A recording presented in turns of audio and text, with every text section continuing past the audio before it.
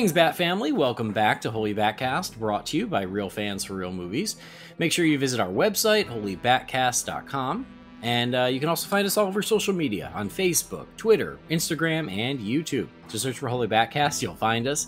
If you love the show, you want to help support us, you can do that on Patreon. You can go to patreon.com/holybatcast.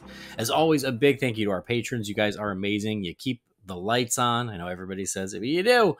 You make it that much easier for us to do the show, and I can't tell you how much it means. So thank you for that. Thank you to everybody who's done that. I know you don't have to. We're still doing the show. You still get it for free. But for those of you who have supported us, it means the world. So big old thank you to our patrons.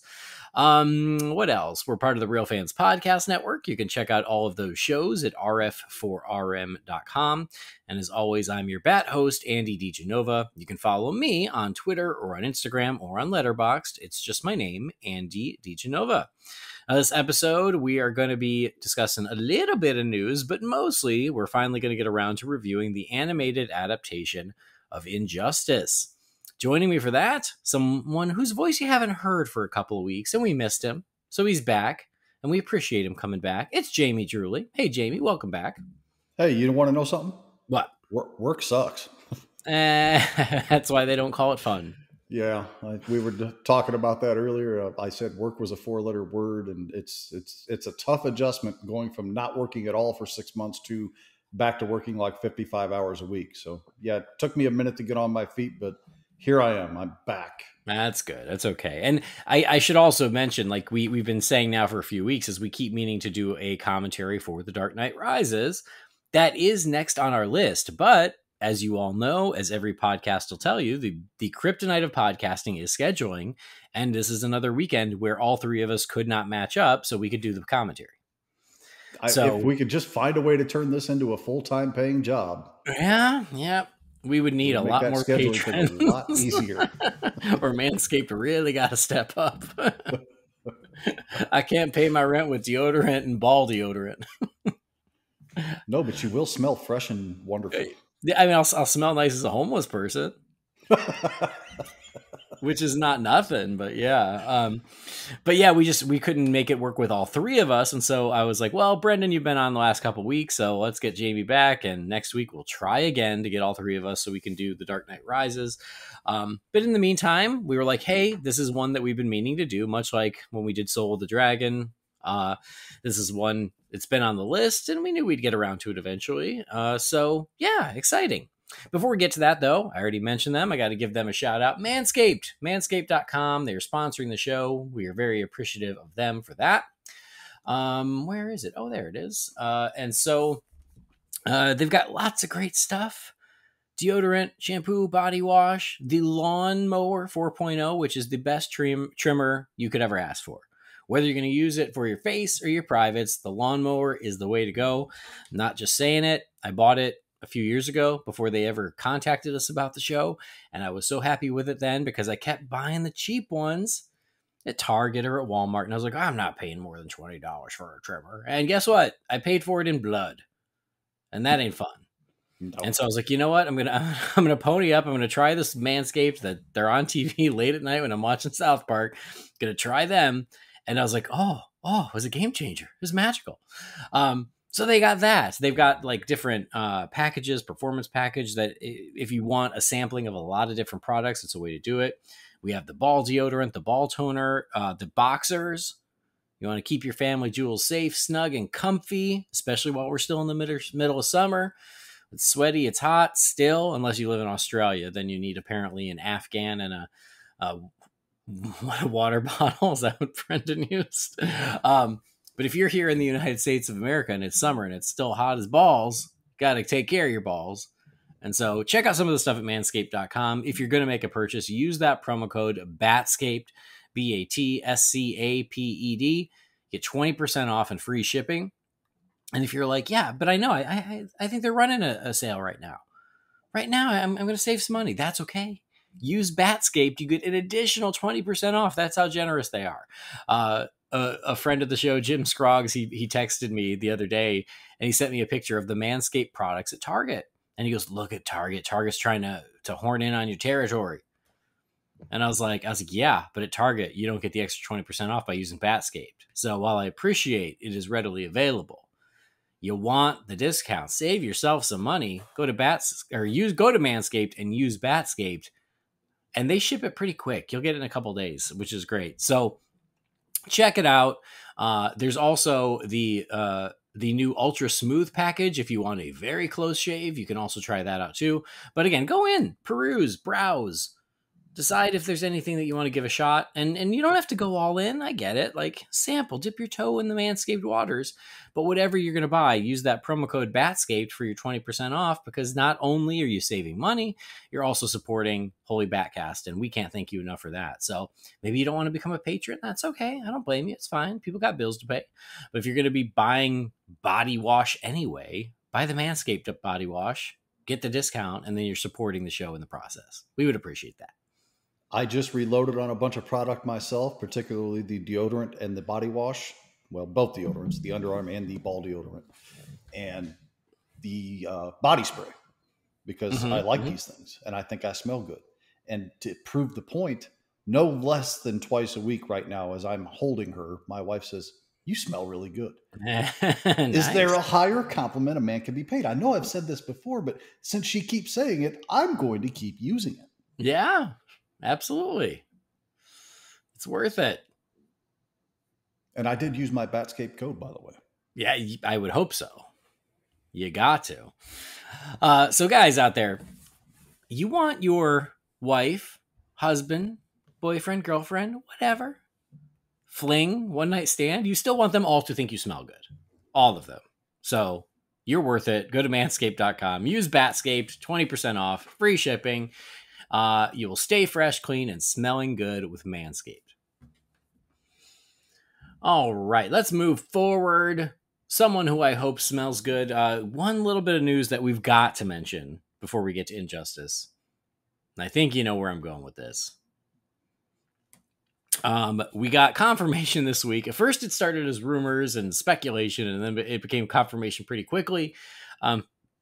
We're going to see Affleck again as Bruce Wayne, at least, sooner than we thought, because he has indeed filmed a cameo for Aquaman and the Lost Kingdom. So this started making the rounds a few days ago, and it was like, oh, reports are that Ben Affleck will return as Batman in Aquaman 2. And then there was a lot of argument because we'd already heard murmurs and rumors. And I think even, I don't know if it was from like test screenings or whatever, but we had heard that Michael Keaton would show up in Aquaman 2 as Batman. So there was a lot of arguing online of like, oh, you know, you got your facts wrong. It's actually Keaton. It's not Affleck. And it went on, you know, for a little while. And Jason Momoa actually posted a photo of him and Ben Affleck on his Instagram, confirming that it is indeed Affleck coming back. And he says, reunited, Bruce and Arthur, love you and miss you, Ben. WB Studio Tours just explored the backlot, all right. Busted on set, all great things, coming Aquaman 2, all my aloha. So, oh my God. So I am just putting this together. I guess the rumor came from, like, they were spotted on the tour that Ben Affleck was there. That's what this sounds like, right? It kind of leans that direction. Is the studio tour was going around and they saw them, and maybe that's where the rumor came from, and they're like, ah, crap, we're busted, and they released it.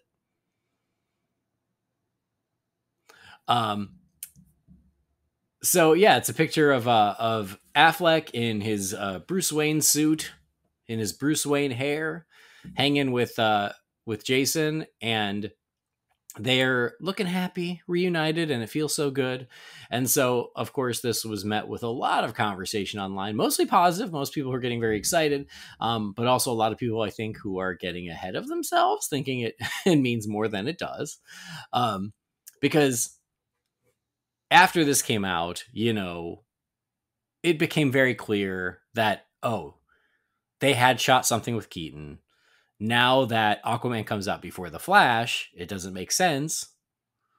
And so they had to change that scene to make it within continuity, that now it's Affleck's Bruce and not Keaton's Bruce. And then that will still change with The Flash when that's released. So that makes perfect sense. I totally get that. And I'm like, yeah, that makes sense. And my takeaway was, I was like, God bless Ben Affleck for still willing to do this stuff. You know, like, I think that's so cool. What he's such a good sport. He's such a cool guy. I mean, he's happy right now, right? He's a newlywed. He's having fun. So, but the fact that he was willing to, yeah, show up and shoot something is, I assume it's going to be. Oh my God! I'm so sorry. I am on Instagram's or on Jason Momoa's Instagram. He put 3 photos. One of the photos, like 2 of the photos, are just him and Ben Affleck.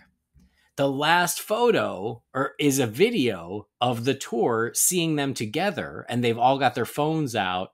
And Jason Momoa is going, well, it's not a secret anymore. So there you go. That's hilarious. I hadn't seen the video. I'd only seen the pictures. All right. Anyway, so sorry. I got distracted because I was clicking through the pictures and then the video popped up. I was like, wait, I didn't know there was a video. Anyway, I think it's so cool that Affleck is willing to do this for his friends, his fans. Yes, for the studio.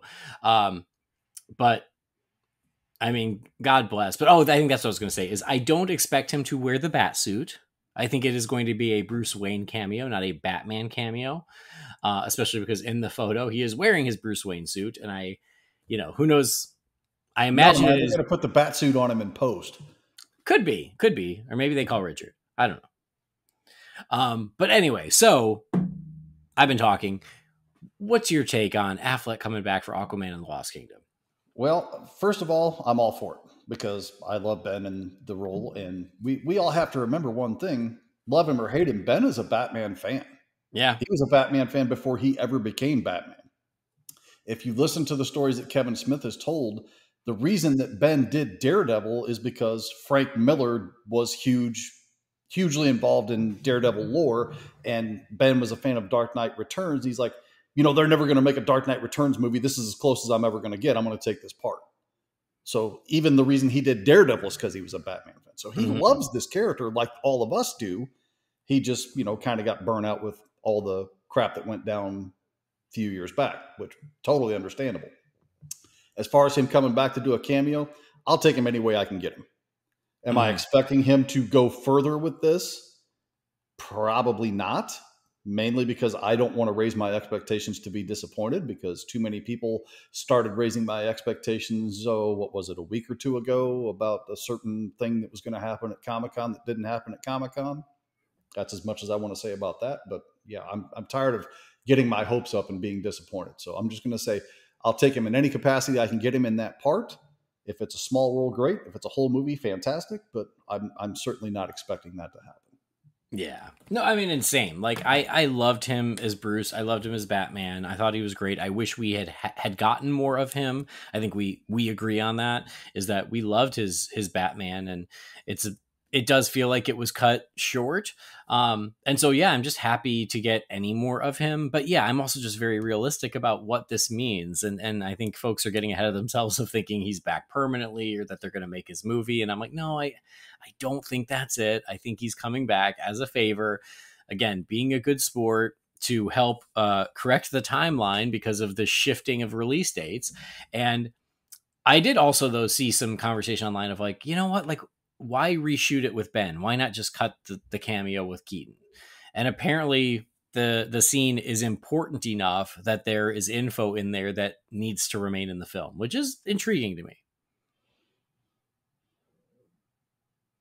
I'm interested to see what role it's going to serve. Yeah.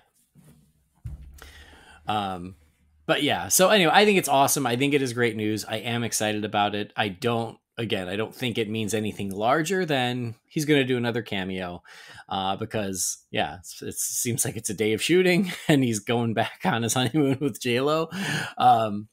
But I still think it's cool as hell. And I love that continuity. I love that Ben's willing to do it. I love Momoa and him. I love the photos of them together. It's adorable. So it is great news, and I'm excited for it. I will say this. People were like, why wouldn't you announce this at Comic-Con? And you know why? They never were supposed to announce it. It was supposed to be a secret, but they got busted by the tour. That's why. I want to know how somebody working at this particular shoot location doesn't know that a studio tour is coming in behind them.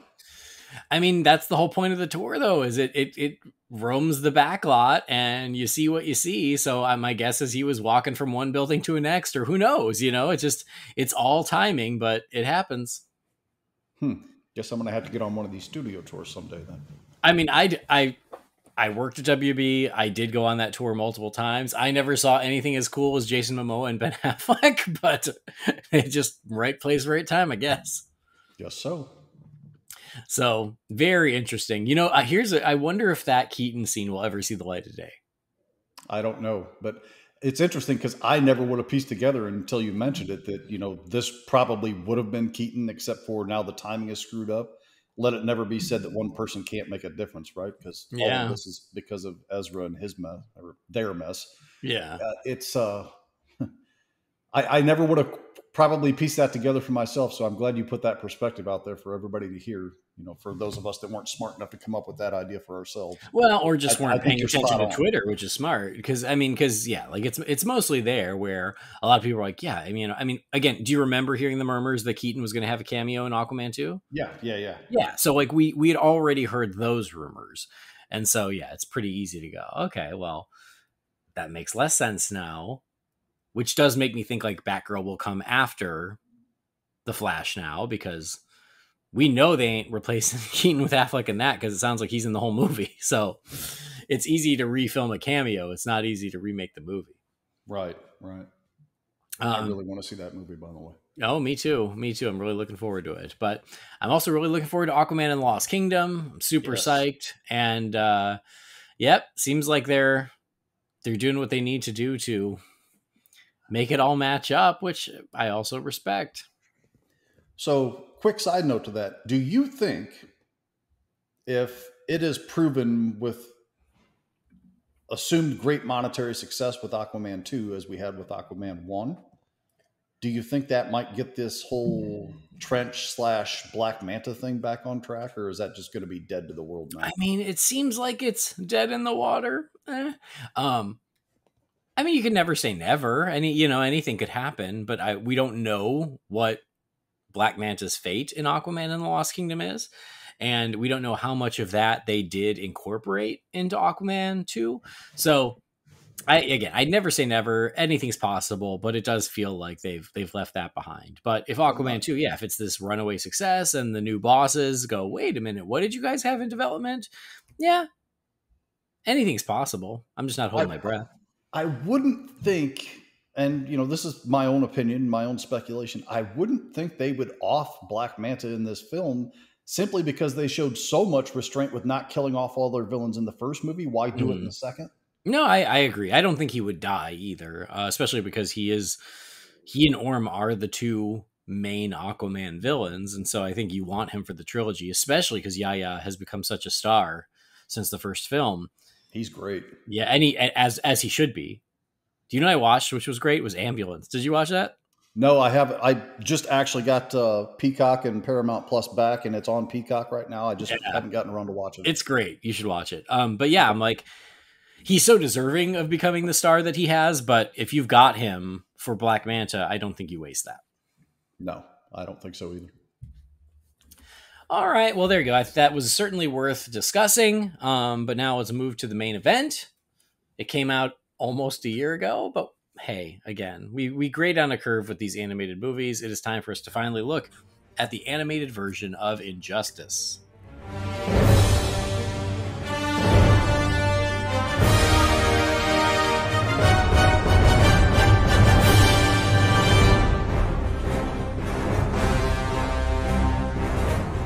All right, Injustice, not the video game and not the comic book, but based on both, we have the animated film. This one was released October 19th of 2021.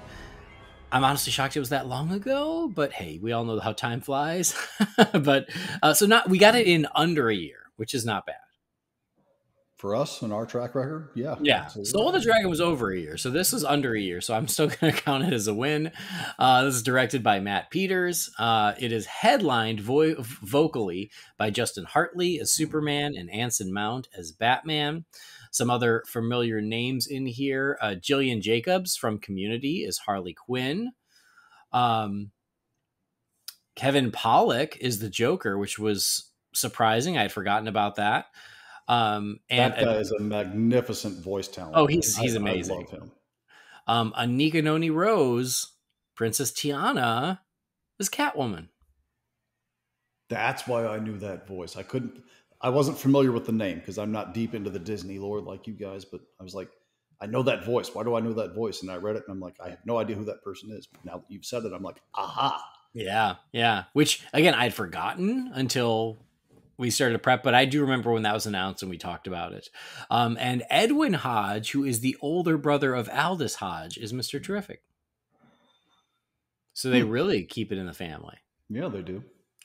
Anyway, again, it was released in October, based on the game. And did the game come first and then the comic? Yes. And I'll just start by saying I have played the game. I have not read the comics. So I am looking at this pretty cold. Like I don't come in with a lot of preconceived notions about it. I just know some very basic story points because of the game and because of other times it's been referenced. But I'm not coming at it where it's like, well, in the books they did this and they should have done this. I don't have that sort of baggage with this adaptation. So I think it's worth noting that as we talk about whether I liked it or not. I came in as fresh as you could as a Batman fan, knowing some of it, but not really knowing the details. What about you? What do you games, comics? Where are you? There was a version of the game that I played on my phone, which I'm sure was, severely cut back, cut down, whatever else. And it was basically just, a fight game, like a Mortal Kombat or a Street Fighter or something like that. So I did that and it was fun. I didn't get heavily into it. It was just something, I did when I had a free couple minutes. My kids played it more than I did. And the comic books, my younger daughter and I got like obsessed with the comic books. I think, and I may be wrong on this, it's been a few years now. I think there's something like 27 trade paperback volumes for this story. Like it's a ridiculous number. I know there's a lot. I mean, I couldn't even wager a guess, but I do know that Injustice has sort of become its own mini universe in the DC universe. And I think the only thing I don't even know if I read it, but I know I bought it. It was Injustice, I think, meets He-Man. I bought it. That's the only one I haven't read is the Masters of the Universe one. Yeah, but even then, I did not read any of the others. And I wonder how much you'd actually get out of that because the universe itself was so established by the time that came out. But yeah. Anyway, we really love the story, but I do want to start this off by saying I want to base this movie on its own merits because that book was so involved in trying to remember the details of what's fresh for the movie as opposed to taking right from the book. I'm not going to remember a lot of it, and I don't want to critique it for doing its own thing because making an hour and 18-minute movie about what was surely probably at least 3 volumes to start the story off, they had to abridge and cut and adjust and everything else. So I only want to base the movie on its own merits. I don't want to spend the whole episode going, well, in the book, it happened like this. Because frankly, I'm not sure how much of those details I remember. And I don't want to take this movie's head off because I think they shortchanged what the story was in print. And if we wanted that, we would have invited Jeremy Lloyd. Exactly. Yeah. Okay. Well, that's good to know. Well, let's start spoiler free. I just want to get your overall thoughts on the movie. Oh, it's also worth noting the movie is on HBOMax. That's how I watched it. That's how I watched it a few months ago. That's how I rewatched it for this episode. So that's the other thing is we often wait for these to hit HBOMax now, and it is there right now if you want to watch it. But yeah, spoiler-free thoughts on the Injustice animated movie, Jamie. I really enjoy this a lot. I think it's really high on entertainment value. I think it's got a lot of sharp commentary about some various things, political and otherwise, that go on with it. I think the characters are mostly what we recognize. And even when they shift to a point where we may not recognize them as the characters we know and love, we maybe, some of us, at least speaking from my perspective, have an understanding of what they were trying to do in telling this story with that shift of, the whole, it just takes one. What was the line? I think it was Punisher saying it to Daredevil. It's like, the only thing that separates you from me is one bad day or something like that. Like he I said feel like that the at one Joker point. also said that. Yeah, maybe it is. It could be both, honestly. It Yeah, sounds like something yeah. both of them would say. I think that's probably right. I mean, the concept to me has always been interesting. You almost take this as a, really as an Elseworld story, but it's the biggest, most involved one maybe ever told, in my opinion. It's interesting to me to explore these ideas of what would happen if this character who would never do something like this suddenly did something like this, and what would be the ramifications that came after. This fascinates me, because we've got so much rich history and storytelling with characters like Superman and Batman and all of these other beloved characters. Playing with the ideas here and there and doing something interesting, to me, is a very appealing, fascinating thing. So I was along for the ride from the very beginning. And I think the movie does a very nice job of bridging the material as it does, of getting that across in a fairly short runtime. I really think this one probably could have pulled off a two-parter and fleshed out a lot more. But the fact that they chose not to go that route and did cut out so much detail was still, I think, an admirable job done in the final presentation of what they gave us here. But yeah, I had a great time with it. And I really think I enjoyed it as much, if not more, the second time as I did the first. Yeah. Well, I say that a lot about these animated movies. I feel like they always go down better the second time, and I don't know why that is. But the same thing here. I did like it the first time. I still like it. I do think it's a really good movie. It's funny looking at the reviews and stuff. They say that they rushed the plot and everything, and it does sound. I'm like, I don't know. I feel like I'm amazed, and this is, I think, one of the things I like about it is how much story, how many characters, how much lore is fit into this movie without it feeling overstuffed to me. And maybe it would feel overstuffed to people who don't already know the characters. So I could see people going, wait, who the heck's Mr. Terrific? And why do I care? Whereas me, I'm like, oh, of course. Yeah. He's one of the smartest guys in the room. He's got, his T-spheres. Oh yeah. I already know. Like, I don't need the background on when these other random DC characters pop into the story. And that's one of the things I like about it, is that it starts very much a Batman Superman story, and then it just keeps growing and growing, and it encapsulates so much of the entire DC universe. It's a big DC universe movie. So I really like it. I agree with a lot of what you said. I think the animation is really good. I agree with that, with the exception of one thing. And I wonder if it's the same thing. I wonder if it's the same thing that I don't like. The shading in certain parts of it. The black knuckles? Particularly the black knuckles. The black knuckles. It's so weird. I hate that so much. I agree. Like, I was like, what are you doing? Where I find it distracting, I hate it. Oh, I agree. I completely agree. It's so stupid. And also, I also have mixed feelings on the designs of the characters themselves, because that's one of the things I didn't like about the game, is that the character designs for especially all the DC heroes, they are so overcomplicated, and they have so much gack and so much armor, and that it's just too much. Especially Aquaman. You don't get as much of it in the animated version. Some of it is pared down, which I appreciate, but even so, still Batman is just way too armored for me. I don't like how even his cowl has little segments and it's all detached and then reconnected. Like, it has lines everywhere. The Flash, very much the same way. So like, there are certain character designs where they're just too busy, and I think they're too complicated, and they're too armored, and that's something I never liked about the game. And some of it does carry over into the movie, but then there are others that look exactly like they should. Like, I think Wonder Woman looks great. Mr. Terrific, yeah, looks exactly like he's supposed to. Green Arrow, actually, I think it looks great. Harley Quinn. So yeah, a lot of them look great, but then there are just a few of them that are carrying that aesthetic from the game where I'm not as big a fan, because I just think there's too much going on. Mm-hmm. I would agree with that, but I do wonder how much of that was a conscious choice to say, hey, we know we're diverging from what a lot of you would really accept as being okay for these characters to do. And that was just another way to push that idea, to make people remember, yes, we're toying with this, and not, this is not a continuity thing, relax. This is something that we're doing that's just different.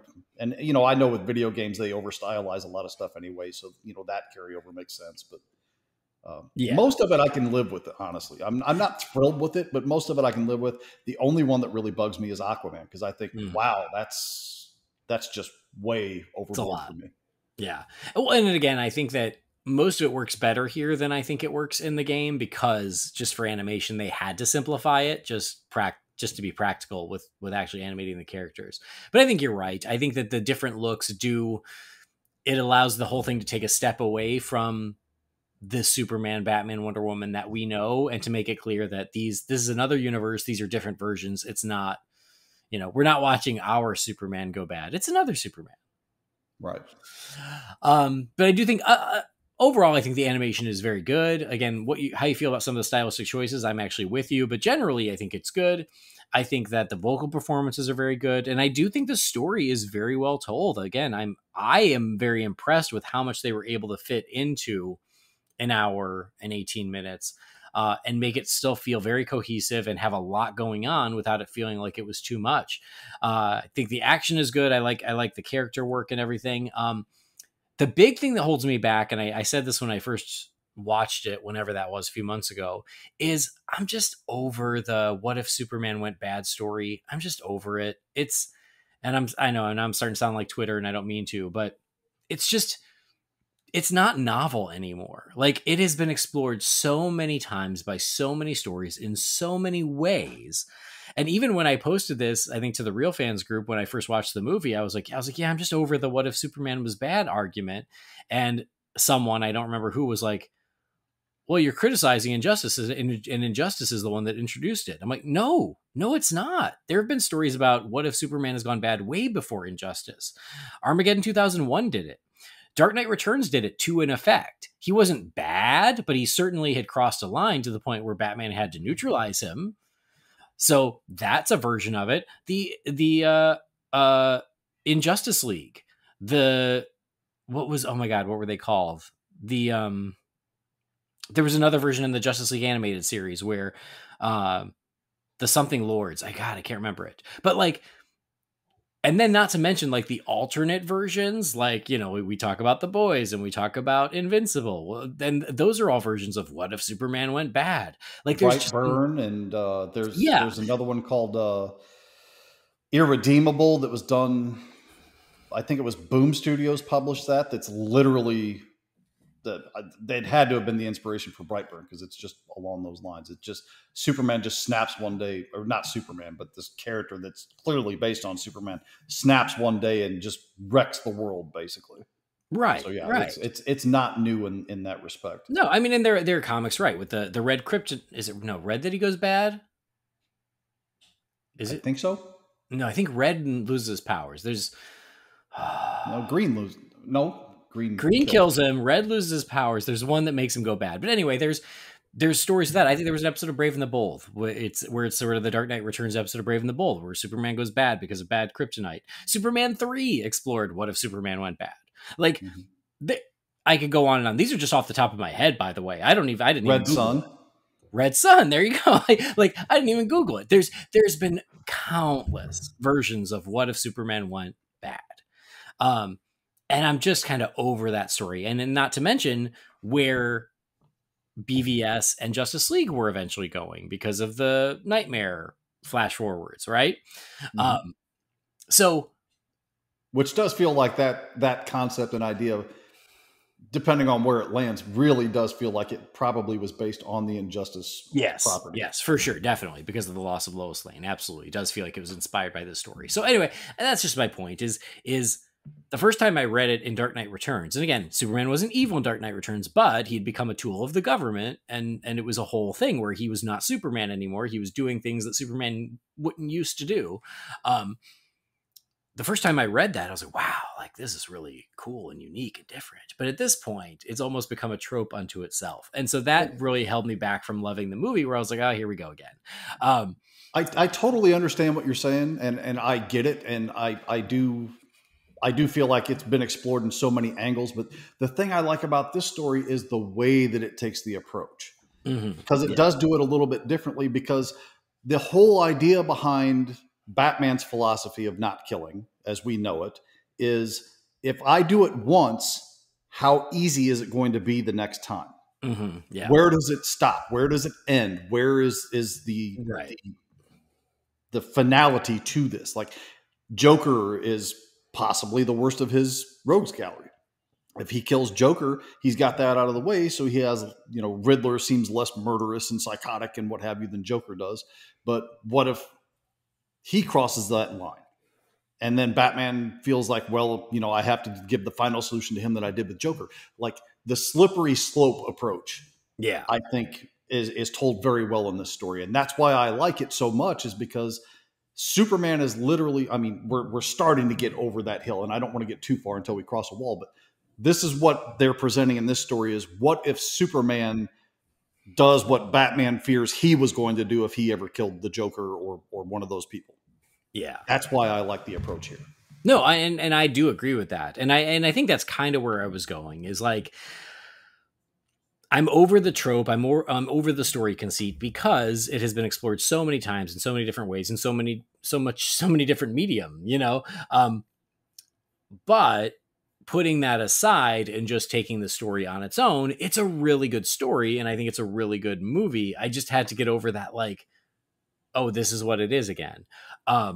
But I think your point is very valid, because once you put that aside, there are a lot of really great ways that they do explore that idea in this movie. And I do think that it is a story and a movie that has more on its mind than I think a lot of these animated ones, because it talks about the slippery slope. And yeah, like, when it starts, you're kind of cheering on Superman, as you're like, oh yeah, great, he's finally doing what Batman never would.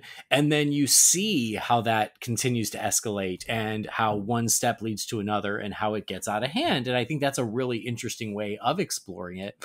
And it also does address a lot of the conversation over the years of, oh, why wouldn't you just kill him? And then blah, blah, blah, blah.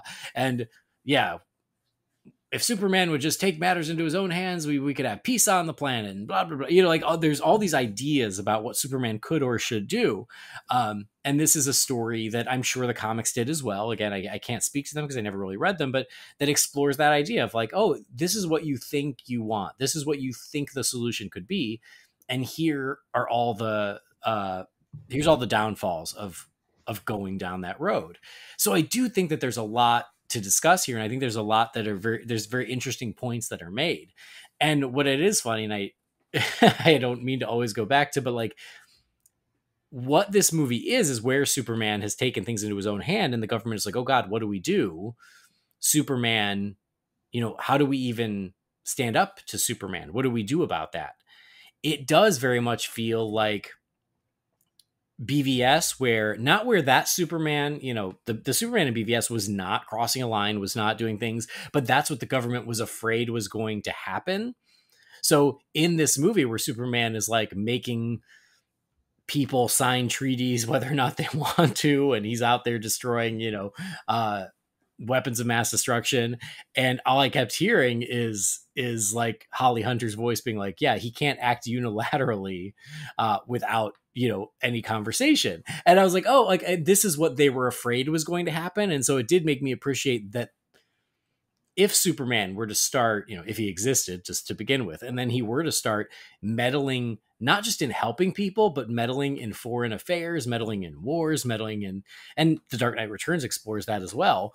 How does the government respond to that? What fears arise from that? And so I appreciate that this is like a different angle on that same idea that I think BVS was getting at, where the government's like, we got a guy out there who is so powerful, and yeah, we think he's trying to help, but now he's meddling in stuff that he shouldn't. So I thought that was very interesting.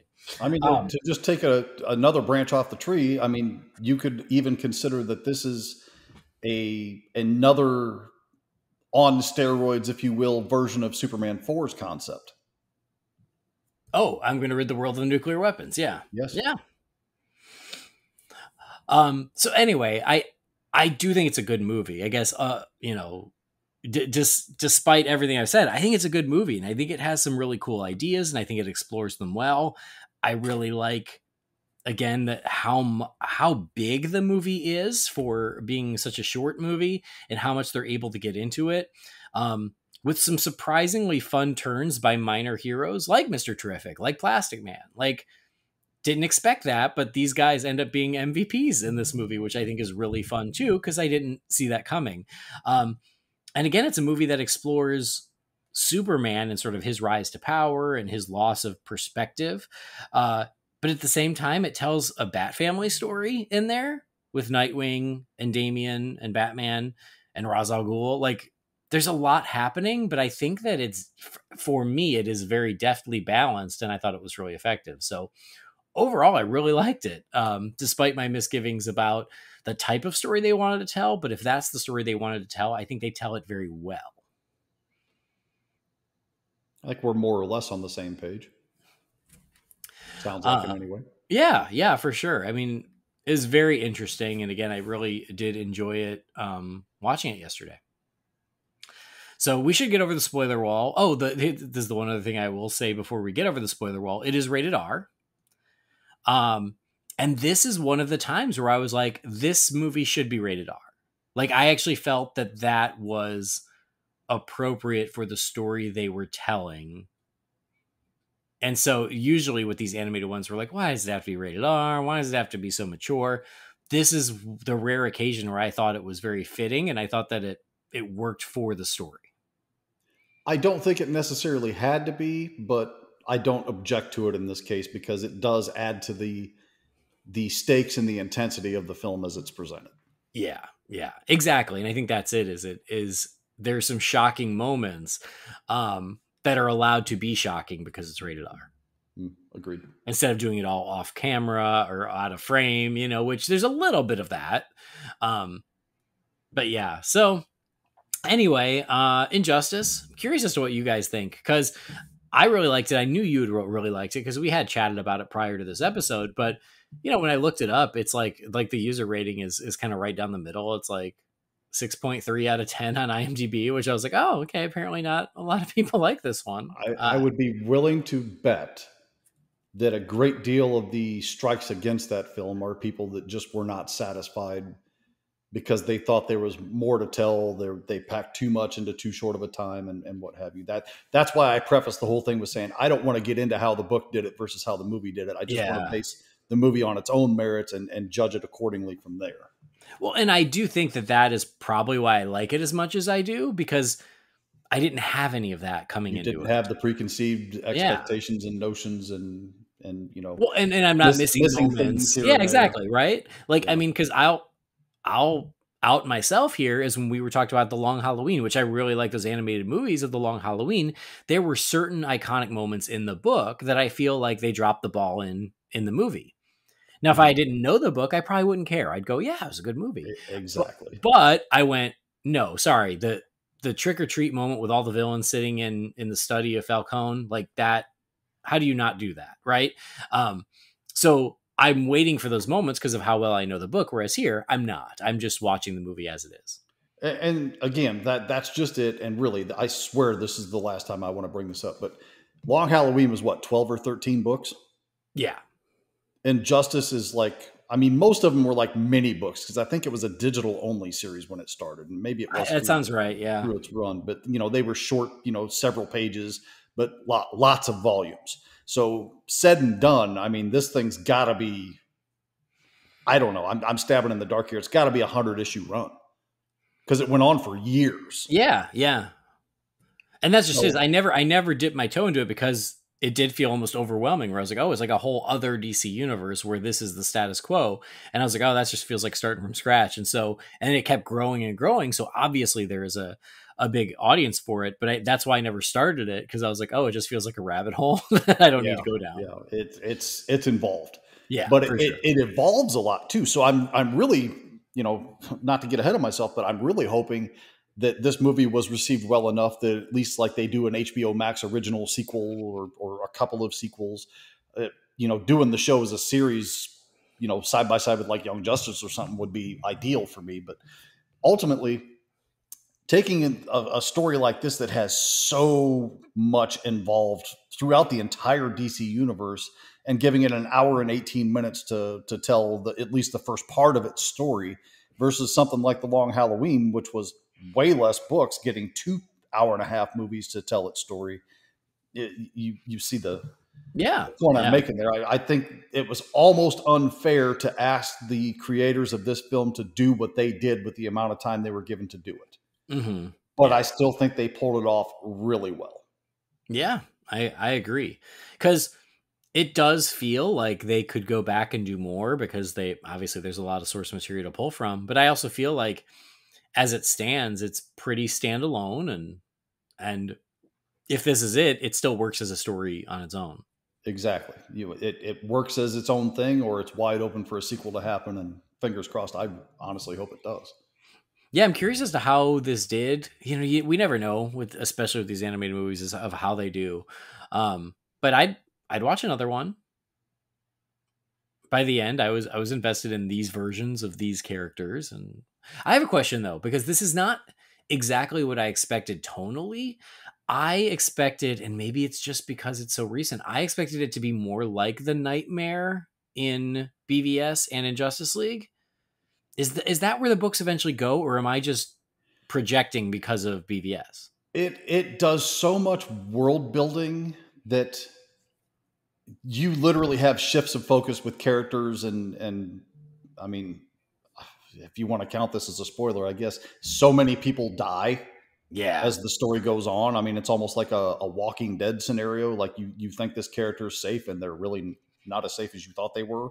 Oh, I completely thought that while watching this movie, as I was like, oh, we had recently had this conversation about Walking Dead and Game of Thrones about how no one's really safe.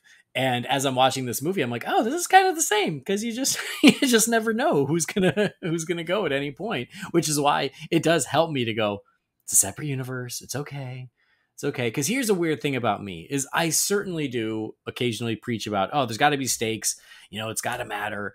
And yet, when we're talking about a comic book universe, DC or Marvel, I don't want to kill any major characters because I want more stories with those characters. Like, I don't want to kill anyone from the Justice League. I don't want to kill an Avenger. I just don't because I'm like, no, there's another adventure waiting.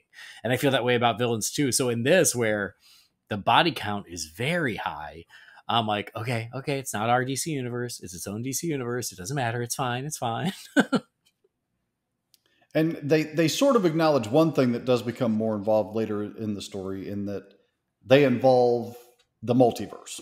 Yes. Yeah. So even though somebody went bye-bye, it doesn't mean just because that version is gone doesn't mean another one won't show back up to fill the void, if you know what I mean. So, for sure. Well, let's get over the spoiler wall just so we can speak a little more freely.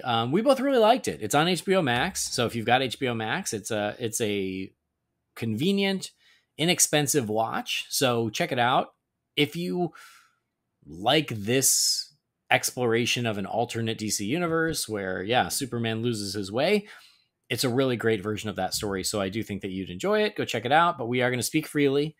As we just warned, there's a high body count. So if you don't want to know who, don't listen yet. Go watch the movie and come right back. If you don't care, or if you've already seen it, then we can speak freely. But spoilers are A-okay in 3, 2, 1.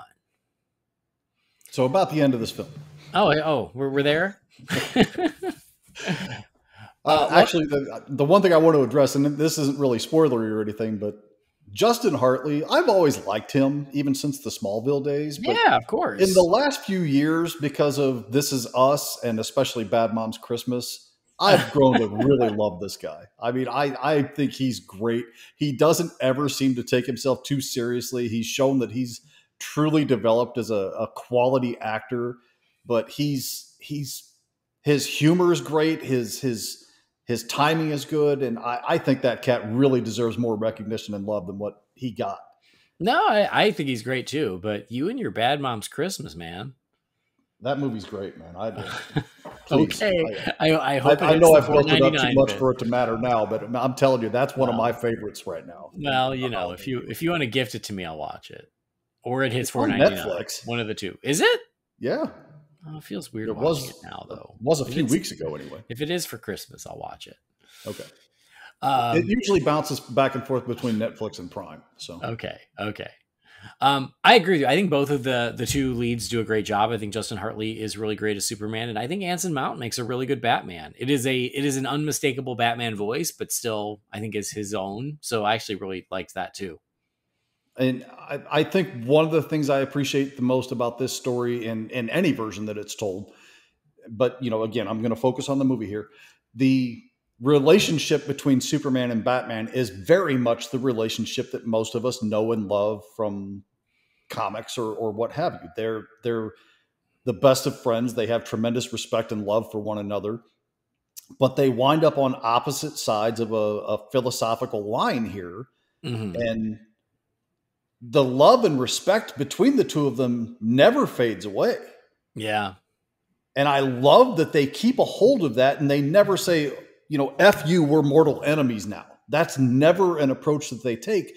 But each of them believes that the other one is in the wrong and they have to find a way to stop them. But it never becomes so extreme that it's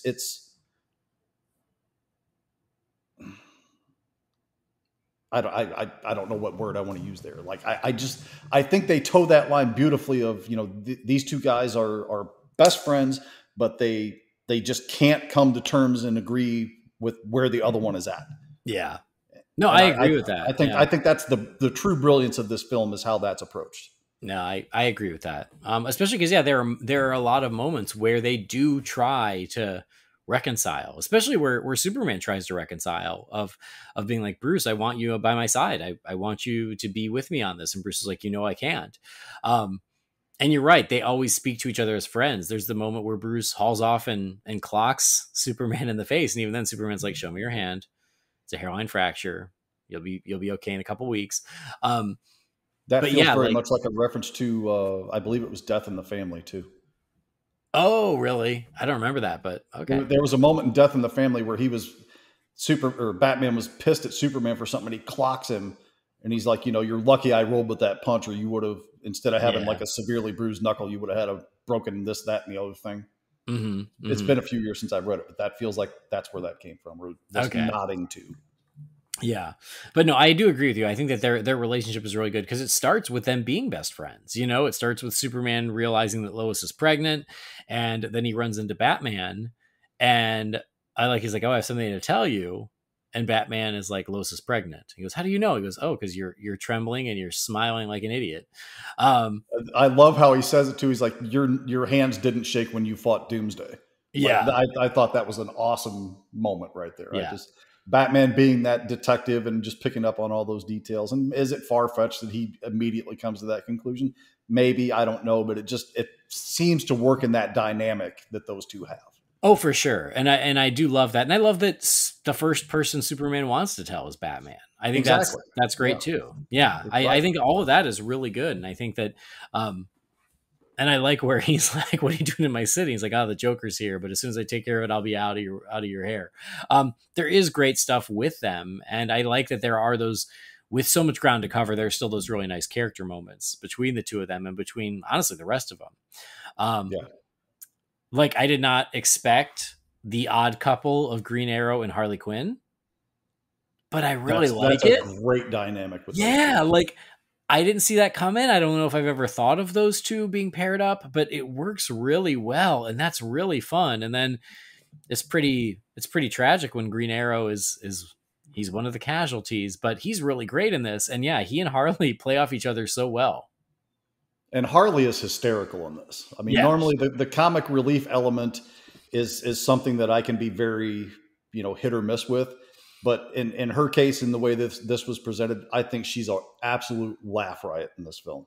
Oh, for sure. And you need it. I think you need a lighter touch as things are going bad here. And she's really fun to watch. There's a lot of levity thrown in throughout. And this story really does need it because this thing can turn real dark real fast without it. Yeah. Yeah. But it's never over the top and never, in my opinion, too much. Right.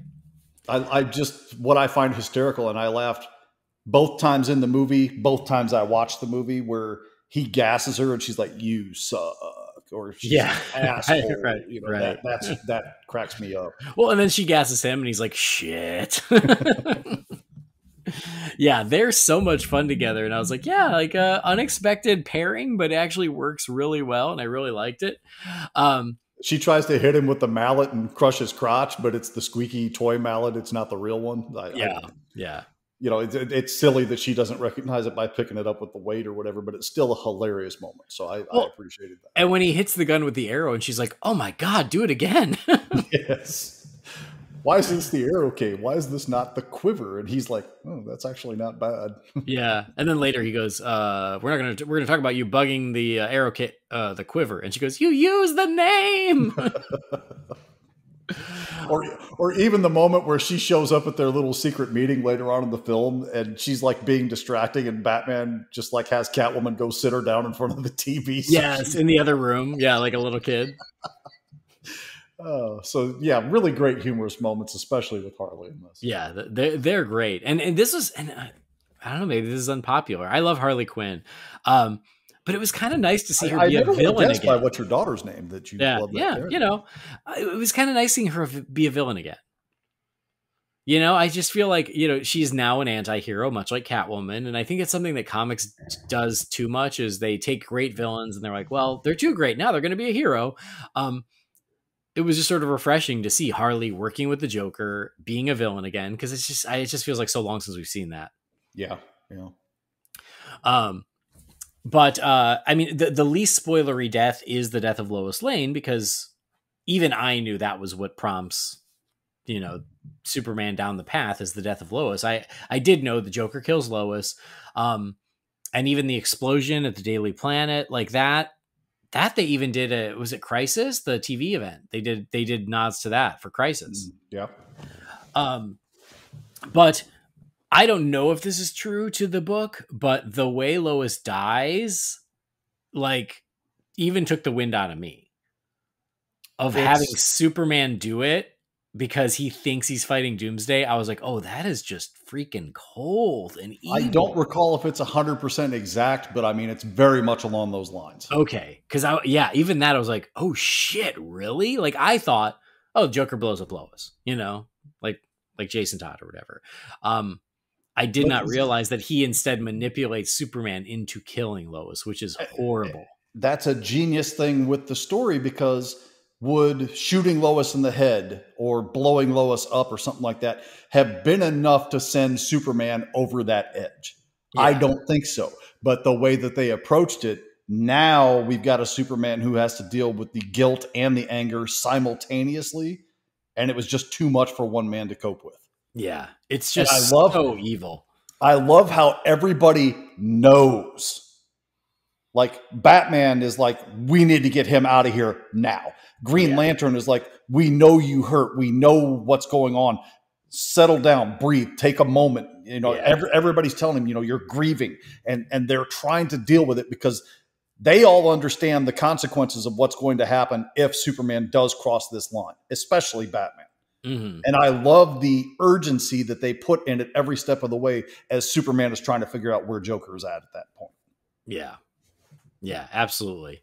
And when Green Lantern tries to stop him, that's a great scene where Superman just gets that ring and Hal falls and he still saves him. But yeah, like you're right. There's some really great stuff in there of them going, oh God, like we need to stop him and we need to stop him now.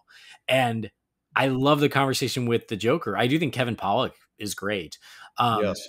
The Joker design is fine, but like Kevin Pollack is really good. And when he goes, oh, well, you know, I lose every time I fight you, Batman. So I thought I'd play the game on easy mode and, you know, take out the Man of Steel, which was, again, so evil, but cunning. And I really liked it. He's so, I appreciate this approach to Joker in that he's still giving out the laugh, but it's not like all he's giving out. He's got these wicked, devious plans that seem very random, but they're very actually calculated. And he's, you know, when Superman punches through his chest and Joker's with his dying breath says, now that's a punchline, you know, that feels Joker to me. That feels right. I appreciated that. Well, and that's one of those, I've seen that image from the comics and I feel like they do it justice here in the movie. No pun intended. and this is where I feel like the R rating works for it, is like it could have just been out of frame and implied. But I do think that there is a certain amount of power in the image of, no, this is what Superman just did. Yep. And again, it's, even though I knew it was coming, it's still sort of a holy shit, right? And Batman's reaction to it, no less. Yeah. Yeah. And again, like, I totally get, like, and that's what I think is so interesting about the movie is when he kills the Joker, you kind of want to applaud, and you also understand where he's coming from. And they even make the argument, and it's the age-old argument of like, gosh, you know, if Batman would just kill the Joker, how many lives could he have saved?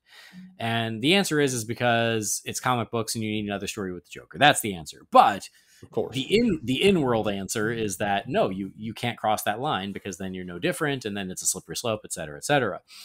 So I do appreciate that when this starts and Superman kills the Joker, the whole world is like, yeah, right on, Superman, it's about time.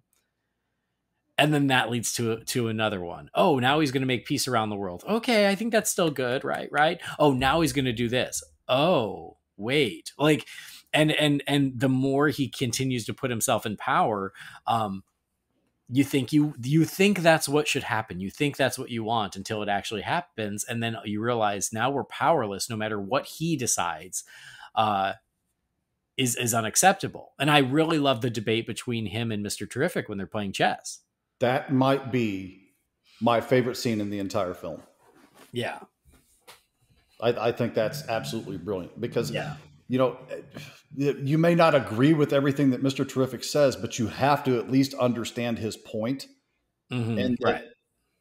No matter what you do, there's always something else. Where are you going to stop? Where is that line between, you know, freedom, choice, free will, all that stuff? Where is it enough? Yeah. Yeah. And that's what I think is so interesting, is those debates that this movie's not afraid to have. There's that scene. There's also the scene where Superman addresses the Justice League, where he's like, this is what I'm going to do. And I want you guys with me on this. And Plastic Man is the one, and Plastic Man, the surprising MVP of the movie, where he's like, well, what about second chances? Like, you're saying, he's like, it took me 3 or 4 second chances to get my life together, but I'm glad I did, and it was worth it. Are you saying that we're not going to even allow people that opportunity? And I think that even Nightwing says that to Damian. He goes, you know, some of these people deserve a second chance. They can't have a second chance if they're dead. It's another gray area in this whole conversation where, you know, the more Superman goes down this road, the more black and white he sees it. And it's just not that simple. Mm-hmm. And I don't know that I would necessarily call it subtle, but just the way it's worked in, he's killed the Joker. He's making good with his plans, but he decides now Arkham Asylum is not sufficient for these, you know, worst of the worst criminals anymore. We need to take them and put them under our control where we can supervise them, because what they're doing is simply not enough. And they're having the debate walking down the hall where she's telling him, and I don't even think she says it by name, but she's like, well, this person's about to have a breakthrough in their therapy. And Superman's like, I don't care. They're coming with me.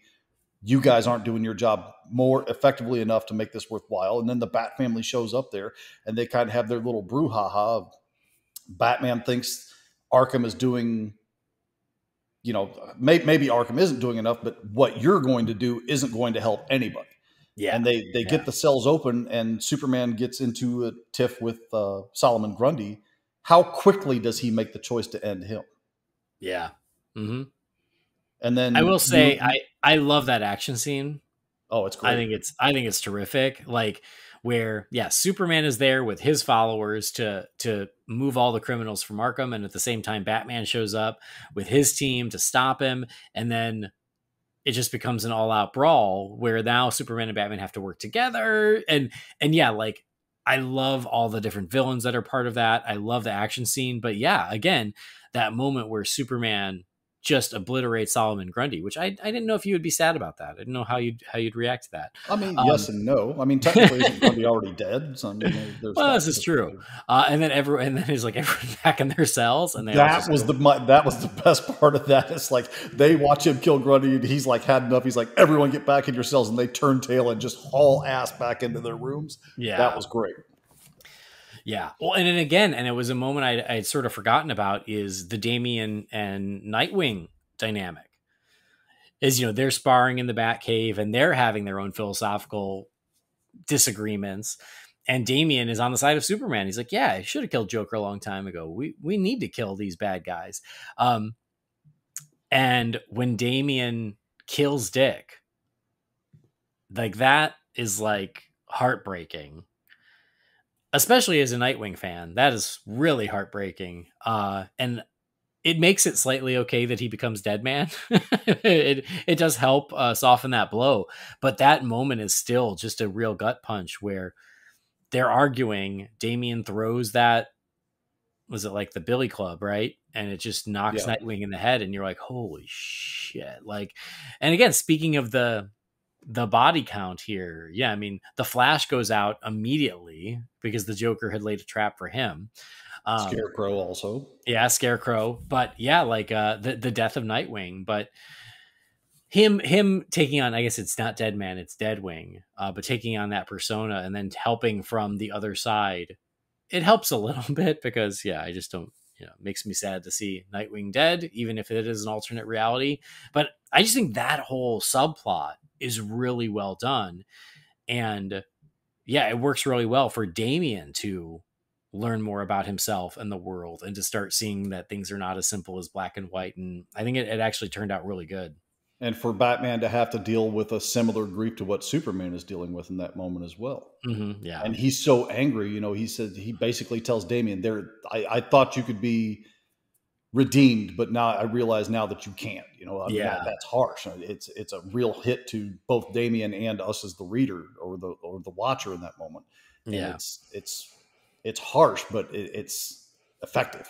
Yeah, absolutely. Because my favorite thing to that is Superman goes and finds Catwoman and says, Bruce lost Dick. He needs someone right now. And she says, you're his best friend. And he's like, I can't talk to him right now. Superman wants to reach out and console him and help him in that moment, but he realizes it's not a good idea. But he goes and finds the next best thing to help Batman get through that grief in that moment. I love that so much that Superman cares enough, even though he may not be able to, put his hand on Bruce's shoulder and say, I'm so sorry for your loss. That sort of a dynamic is kind of out the window at that point, but he still wants to help him, even if indirectly in that moment. Yeah. So again, no, absolutely. They very much cling to that relationship between Superman and Batman, even though it is so damaged at that point. Yeah. Yeah. And I think that Catwoman's great in this. I really love the part that she plays, and the fact that, yeah, she does go in and she is there for Batman. And I like when she's like, you don't need to be Batman today. Like, it's okay to just fall apart and I will keep it together. I love that between the two of them. I think that's terrific. I'm not the biggest fan of the Bat-Cat thing. Everybody knows that. I've made it more than clear, but the way it's portrayed here and the way that she does come to his help in his darkest hour is fantastic. Absolutely. And then the way she's with him, she joins the cause and he's got his little band of freedom fighters.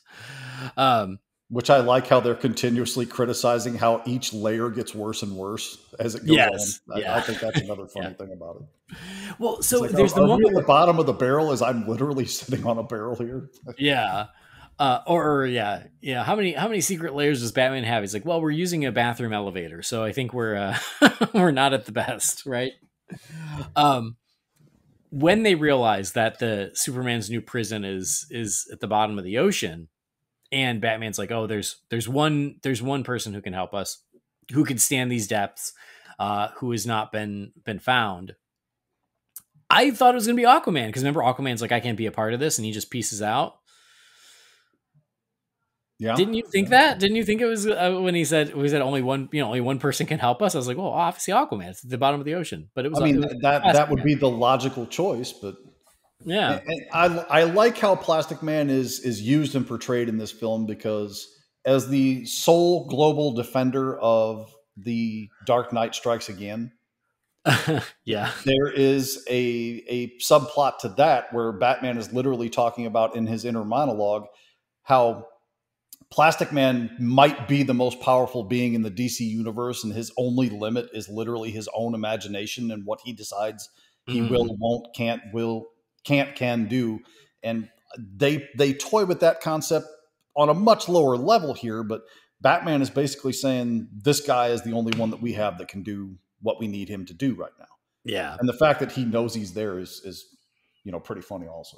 Yeah, that's great. Well, and I like when he does get to the prison, and I think it's Cyborg who tries to stop him, and he's like, you don't have a key or whatever, you can't open it. And so he puts it in, he goes, here's your key. And he's flipping him off with his finger looking like a key. I like that. That was a good moment. Good, funny. Like I say, there's just little bits of that, just enough, but not too much humor in my perspective that's in this movie that just keep it from getting too gut wrenching, Yeah. When we talked about the great chess scene between Mr. Terrific and Superman, I love that as soon as he goes, "You're not going to help me, are you?" And Mr. Terrific says, "No, I am not."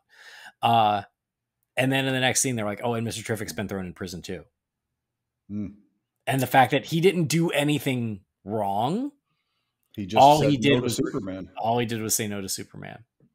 And I also, again, it's on the nose, but I appreciated it, is when Superman finds the rave in honor of the Joker. Oh yeah. And what does he say? "You're gathering in his name." Mm-hmm. Is, again, it's pretty on the nose about, he does not tolerate false gods or other gods, and just lays waste to them all.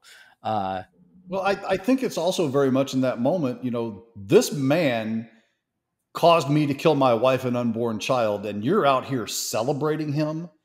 And the guy calls him a fascist and says Joker was all about freedom and all this other thing. So it's misguided youth in that moment. But we've shown now Superman will kill just because he's irritated.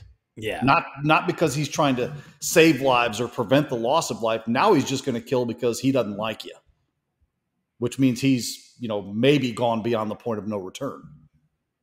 Well, for sure. I mean, but you also understand the metaphor of, he's a jealous god. Sure.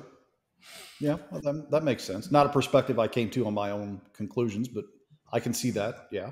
Because that was the whole thing. He starts by saying, "Oh, I'm," even Wonder Woman says, "Your will be done." He says, "Oh, don't say that. I'm not a god." And then by that point, when he says, "You're gathering in his name," that is a jealous god move. Yeah, I see that. Yeah.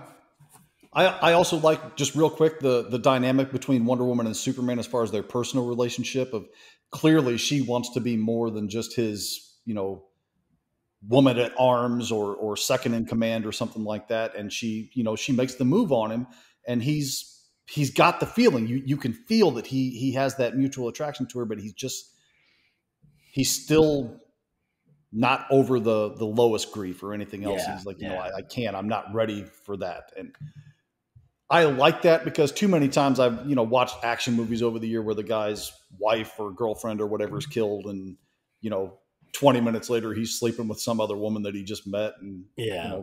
I get it. But at the same time, from my perspective, I look at it, if I lost my wife, there's no way, it would be like years before I was ready to even approach that subject again. So yeah. I like that they didn't go over the deep end and just automatically throw those two in with each other just that quick, Yeah. Yeah. I appreciate that. A little bit of restraint.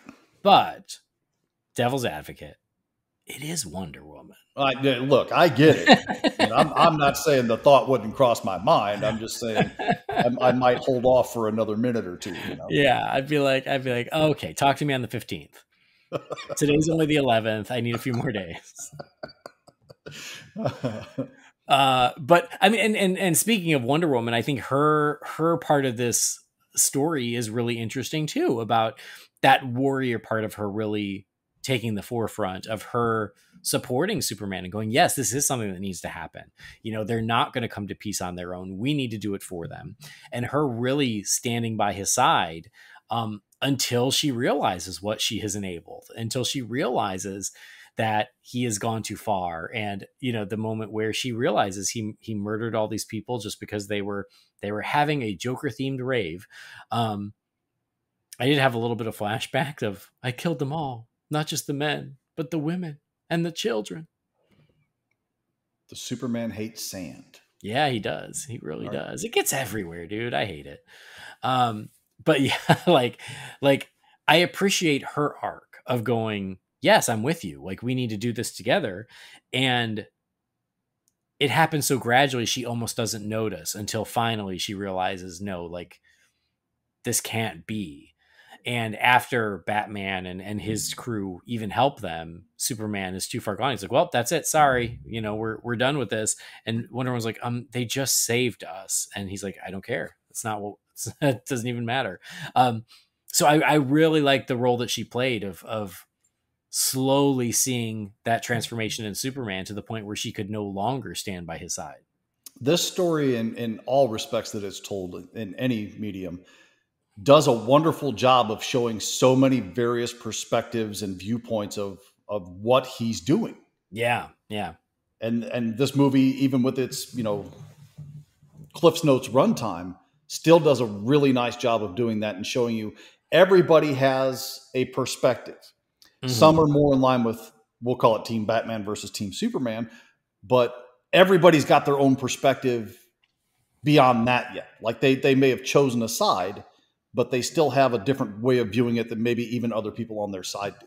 And that's one of the complexities and enriching things about the story that I really enjoy a lot. Yeah, because there's not going to be, I mean, you and I, we see so many things the same way, but there's very many things that we don't agree on. Mm-hmm.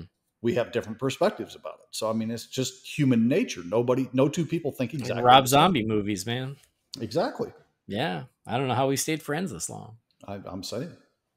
We're going to have our own Injustice. It's going to be about Rob Zombie's Halloween. That Monsters movie, man, that's looking like a bit of a train wreck. I hate to say it. Oh, girl, it's terrible. Oh, man. And I was, I was rooting for him the whole way, right? Oh, sure. I was. And then I saw that trailer. The fantasy is of that and everything else. And I watched the trailer and I'm like, oh, Rob, what have you done? I was like, what is this? Did you shoot this on your phone? Because you can admit it. Was that you that made the comment about it looks like it was shot on a phone at Spirit Halloween? Yeah, that was me. I hadn't seen the trailer at that point. I'm like, oh, he's just being a peckerhead about this. And then I watched it and I'm like, no, I see what he's saying. I was not exaggerating. Even the audio sounds like it was picked up on a phone at 10 feet away. Well, there's a reason it immediately went to Netflix and then Blu-ray a couple days later, I guess. But Anyway, sorry for the tangent. But your point, before I took us on the tangent, your point was valid, and I do think that's why I like the movie so much. Is like, yeah, like there's good action, there's superheroes, and there's gore, and there's violence, and I like all those things. But like every character has a perspective. They all have an opinion. You kind of understand where they're all coming from, and for an animated DC Universe movie to not be afraid to explore those different themes and those different perspectives, I give it a lot of credit. I think it's really well done. And the fact that everything is not black and white here, like you do have some, at least speaking from my perspective, I can't say for everybody, but I understand why Superman's doing what he's doing. I understand why Batman thinks he shouldn't. I understand why Wonder Woman supports Superman. I understand why Mr. Terrific is saying what he's saying. Like, all of it makes sense to me. Which side would I choose? I can't say I really know readily. I probably would lean toward Batman just because I like Batman better. Just because he's Batman. You just assume he's right. He's Batman.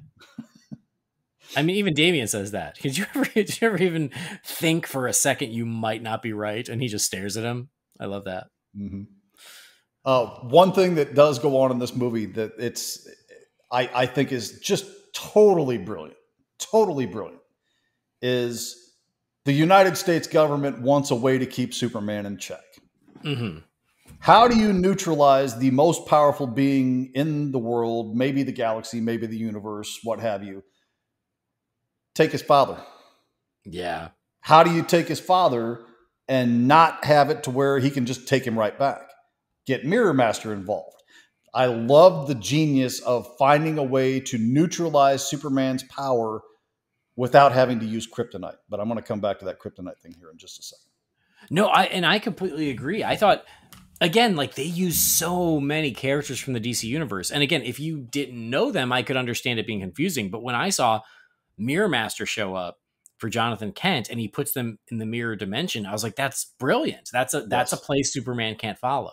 Right. I think that is really brilliant. And I didn't see that comment. So I completely agree with you. And But then then the way that they neutralize Mirror Master, is that Enchantress that gets him out of there, or who is that? it was Raven. Was it Raven? Okay. Yeah, it was Raven. All right. And So, she looked really cool. I loved the Raven design in this. yeah, she looked different than what I was used to. That's why I didn't know it was Raven. But She was aged up a little. I think we're so used to seeing her young, and yeah, this she appeared to be adult. But again, genius. Everybody's playing chess here. Nobody's playing checkers. So Yeah. we neutralize Superman by using Mirror Master because now Superman's power has no effect. So how do we neutralize Mirror Master? We do something with a being that can go into that dimension and push him back out. I mean, to me, that whole thing was just awesome. I love that so much. It requires more thought than just punch, laser eyes, fly kind of stuff. You know, it's great. Oh, absolutely. And even the moment where they have the president create a distraction. So Superman shows up at the White House and he's like, "You really think I wouldn't find out you were doing this?" And it was just a distraction. So that way Batman and his team could go to the Fortress of Solitude to get the red sun. It's like the red sun emitter or whatever. I thought that was really cool. It's like, oh, we have to distract Superman. That's the only way we can get to the fortress.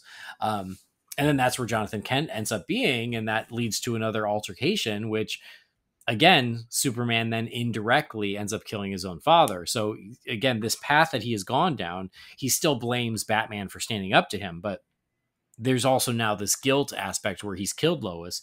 He has inadvertently killed his own father, and every loss pushes him across another line.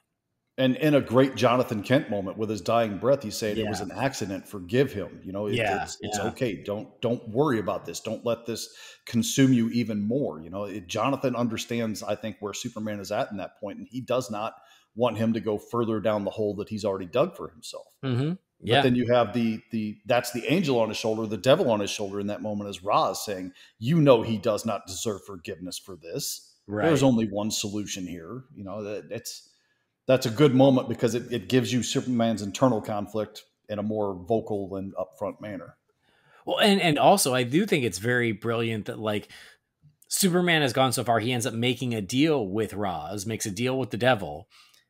At that point, he thinks that their goals are aligned, and then Ra's is also playing him, which I think is pretty brilliant too, because Ra's is playing both angles. And so, yeah, like that's a whole nother layer to what's happening. It's not only Superman has lost his way, but now another interested party can use that to their own advantage, and that ends up being Ra's al Ghul. Right. So I said I wanted to come back around to the kryptonite here. So they're in the Fortress of Solitude. They're I think it was that scene. They had the atom inside of his head with the microscopic shard of kryptonite. Yes. So I understand the idea behind Ra's releasing that radiation inside of there that would, you know, dissolve the atom, but did it dissolve the kryptonite too? Because otherwise he's got a shard of kryptonite floating around. I mean, I took it that way, but yeah, I guess that's possible. Maybe address that a little bit more to the point so that viewers like me aren't going, huh? What? He's just stuck in his brain now? What? So, well, but again, I thought that was so brilliant of the atom being in Superman's head with a shard of kryptonite. That I thought was so smart.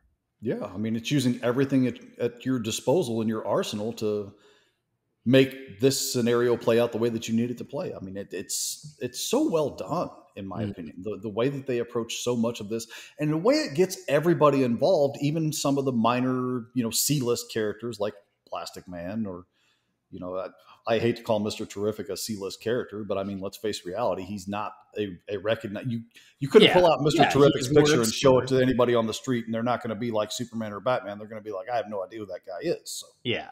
But I think he's great. I think he's a super cool character myself. But. Oh, I agree. I completely agree. He is not on the A-list, and he's more obscure, but I do love the way this movie uses him. And that's why I said at the beginning, I feel like he and Plastic Man were the unexpected MVPs of this movie, in a movie that's really, it's a Superman, Batman, Wonder Woman movie. Mm-hmm. But the fact that you give these really strong supporting roles to people like Plastic Man and Mr. Terrific and Green Arrow, for that matter, to me, it's impressive. I think they really pull it off. And this is kind of not about anything we're talking about, but I just want to say it before I forget, is I loved the design of the Batwing in this movie. Yes. It's really cool because it's still a bat, but it's like a more organic bat. And I just thought it was a really great design for the Batwing. I was like, oh man, I like that. And that's what I'm saying. Like at the animation, there's a moment where it's flying and it's flying over the ocean. The animation of that is really great. Yeah, I agree. Again, other than some of the shading, particularly on the knuckles there, but sometimes it's like on the bodies and the faces where I just think it's way overdone with the black shading on it. I agree. Yeah. I think the movement, the action, all that stuff, I think is wonderful. I think it's very good. Yeah, I completely agree. Odd choice. I don't get that knuckle thing. It's so weird. It's so bizarre. But I mean, I kind of you get over it because otherwise the animation is pretty darn good. But you're right. There's just a little too much of that, and even on their faces. You know, I feel like there's just a little too many lines on Superman's face and stuff like that. But we have to at least mention the way it comes down is, so yeah, Ra's al Ghul is playing both sides. He gets Superman to approve Amazo. Ed 209. Yeah. They release Amazo in Smallville to the point where now he is going to kill litter bugs. Which I don't know if that was supposed to be funny, but I sure did laugh at it. I mean, it kind of was. It's darkly funny. But this, I think it's hilarious in RoboCop when Ed 209 blows that guy away at the beginning of the movie too. So what do I know? But anyway, so yeah, Superman's team and Batman's team end up having to join forces to take down Amazo. Damian ends up fighting Ra's while inhabiting the spirit of Dick Grayson. So I think it's a pretty good climactic battle all in, but after all is said and done, that's where Superman's like, nothing has changed. You know, I'm not wavering. And so you mentioned the multiverse to bring in essentially our Superman from our Earth, to try to be the voice of reason for this Superman, I thought was unexpected, but also very cool. So you get the very classic Superman against the Superman who has gone the wrong way. And I really liked that. It's a great battle. And the fact that, I mean, for lack of a better term to use, bad Superman tells good Superman, I'm going to beat you. And the reason why is because you're holding back. And I've learned that holding back is not the way to go. But then bringing the pregnant Lois Lane into the picture, who basically reminds him why he holds back and what his humanity means to him and everything. Again, I think this is pretty brilliant. Yeah, I agree. And I know we don't talk about it, but it's sort of like the theatrical version of Justice League of bringing in the big guns, and the big guns is Lois Lane. Yep. Yeah. To essentially like remind him, yes, of who he's fighting for and that connection to the human race, which is really Lois. I thought that was very well done too. To the point where he gives himself up. Yeah. I was afraid it was going down the path of like, this is a Lois who lost her Superman, and this is a Superman who lost his Lois. I was afraid they were like going to like put them together. I was like, no, don't do that. That's too far. Don't do that. But then they didn't. But it did feel, for a moment, didn't it feel like that's what the path they were going? Well, it didn't feel like that to me because I knew how the story played out. If they would have made that alteration in that moment, I think I might have tensed up about it. But yeah, and that's what I just was afraid of. That's where once she said, "Oh, you know, my Superman died fighting Brainiac or whatever," I was like, "Oh no, don't do this." But again, just to be that additional conscience of hearing from a Lois, and that's what finally brings him back down to earth and to realize what he's done. Was pretty good. It's all quick and abrupt the way that they put the closure on this, but I still think it's effective enough in that Batman basically tells him, you're Superman. We don't want to get rid of you, but Terrific and I are going to build a Red Sun prison, and you're going to stay there until we call you up and need you for something. Yeah. And Superman in that moment has realized the error of his ways, and he tells him, you don't have to go through that effort. I'll stay wherever you put me. I think that's so strong in that he realizes the lines that he's crossed and the mistakes that he's made, and he has to pay for those crimes. And I like how they don't just wash the whole thing away. And I certainly like that neither one of them had to kill each other for the finality in that moment. They Yeah. realize they still need each other. They still are friends, love each other, respect each other. Again, that theme carries throughout. But Batman knows he can't just go free and be Superman anymore day to day. And Superman realizes that Batman's right. I can't. There's some penance that I have to pay for what it is that I've done. I think that's very strong. Again, quick, abrupt, but effective. Yeah. Yep, I agree. All right. And then similarly, Damian also learns a lesson being inhabited by Dick Grayson's spirit, and they get a moment to say goodbye, where Damian actually asks Dick's forgiveness, and he says, "Already done." And so I like the closure on that arc as well of the two of them. I thought that was really good. I agree. Again, very quick but very effective. Yeah. All right. Well, I'm trying to think if there was any other points I wanted to touch on. I know I've hit the major ones, but everybody's involvement in taking down Amazo I thought was really cool. That it took that Justice League teamwork, and even Harley getting involved there, I thought was really solid.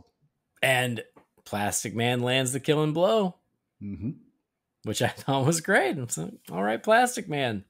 And the humor of those boxes creating that dimensional gateway getting blown apart, and Plastic Man's like, all right, I can do this. And he's trying to do it, and he can't quite get it right the first time. Again, a little bit of that levity thrown in to keep it not lighthearted, but from getting too dark. I like those moments. I think it was just brilliant the way that was handled in this, because it's so hard to find that balance. It seems like, I think humor can either be non-existent or go way too far. So to find that balance of using it in what I feel is a correct and effective way, I think is a tough thing to do.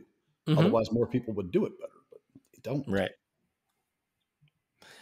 Agreed. All right. Well, why don't we give some closing thoughts and a letter grade for Injustice?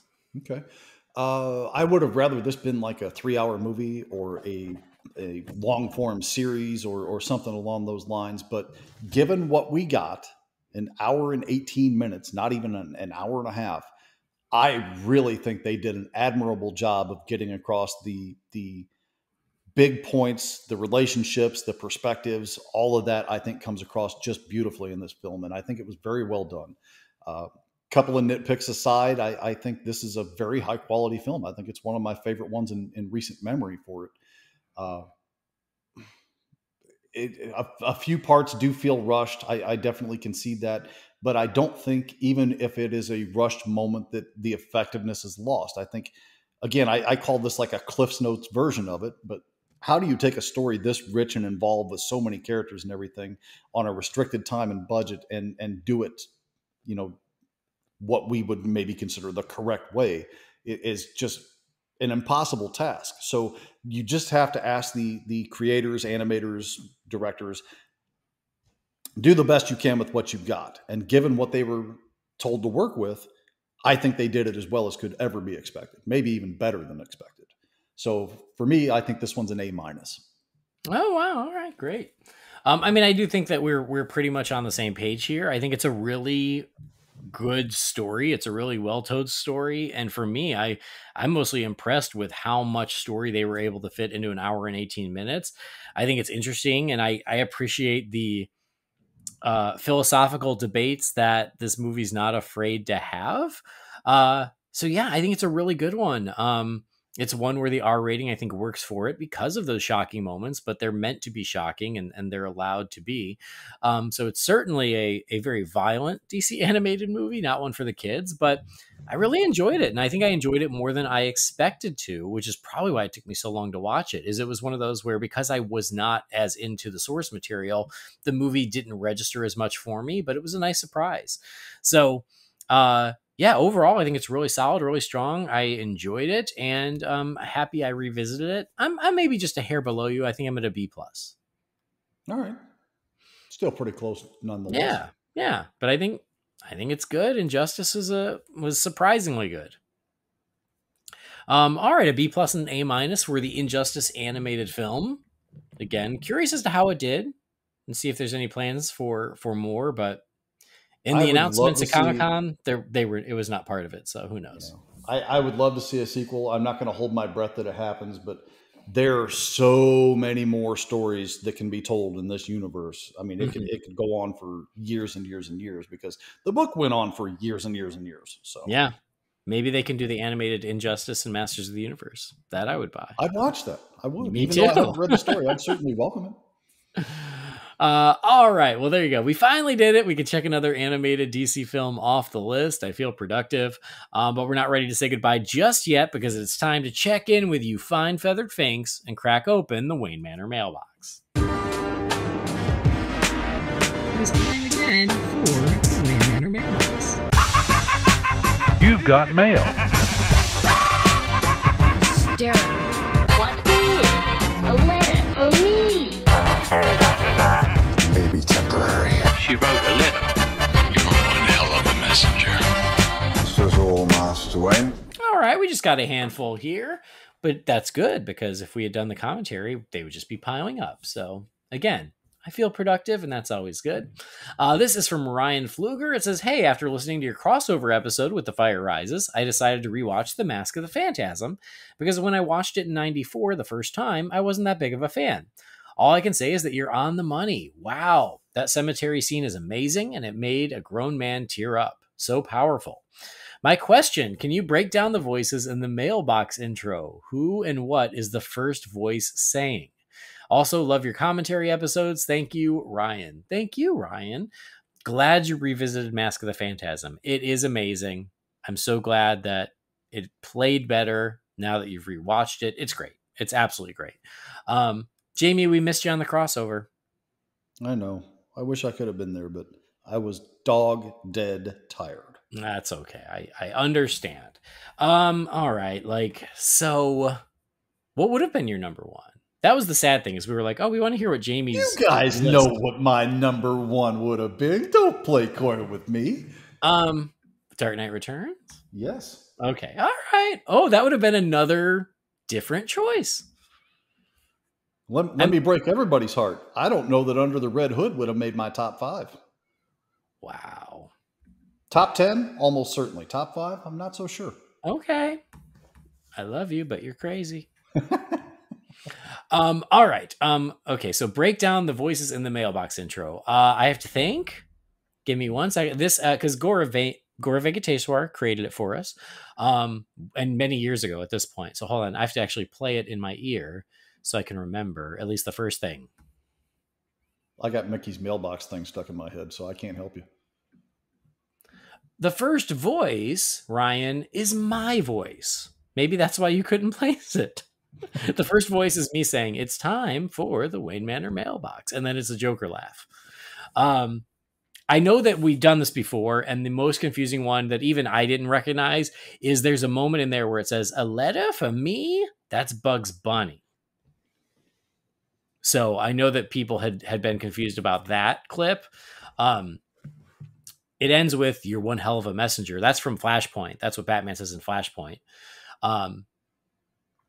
There's a moment where Robin says hysterical, and it's from Holiday Nights. So it's the Robin from the animated series. It's the Tim Drake version from Holiday Nights. I'd have to listen to the whole thing to break it all down. But those are the ones I remember. If there's another one that you don't understand, let me know. But I'd have to listen to the whole thing and break it down beat by beat. Hold on. You've got mail. That's just AOL, right? Hysterical. That's Robin.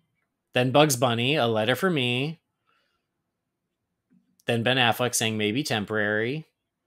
She wrote a letter. It's Michael Caine from The Dark Knight Rises. And then it's you're one hell of a messenger from Flashpoint. And then something about Master Wayne, and it's Jeremy Irons as Alfred. There you go. Look at that. I think that's everything, or it's mostly everything. That sounds pretty comprehensive, yeah. All right. I was actually listening to it, just going through it. So Ryan, I hope that helps. And a big thank you to Gaurav again for doing that. Next message is from Ricky Manyam. It says, "Hey, Holy BatCast crew. I'd like to say I enjoy every single episode of the podcast that you guys put out.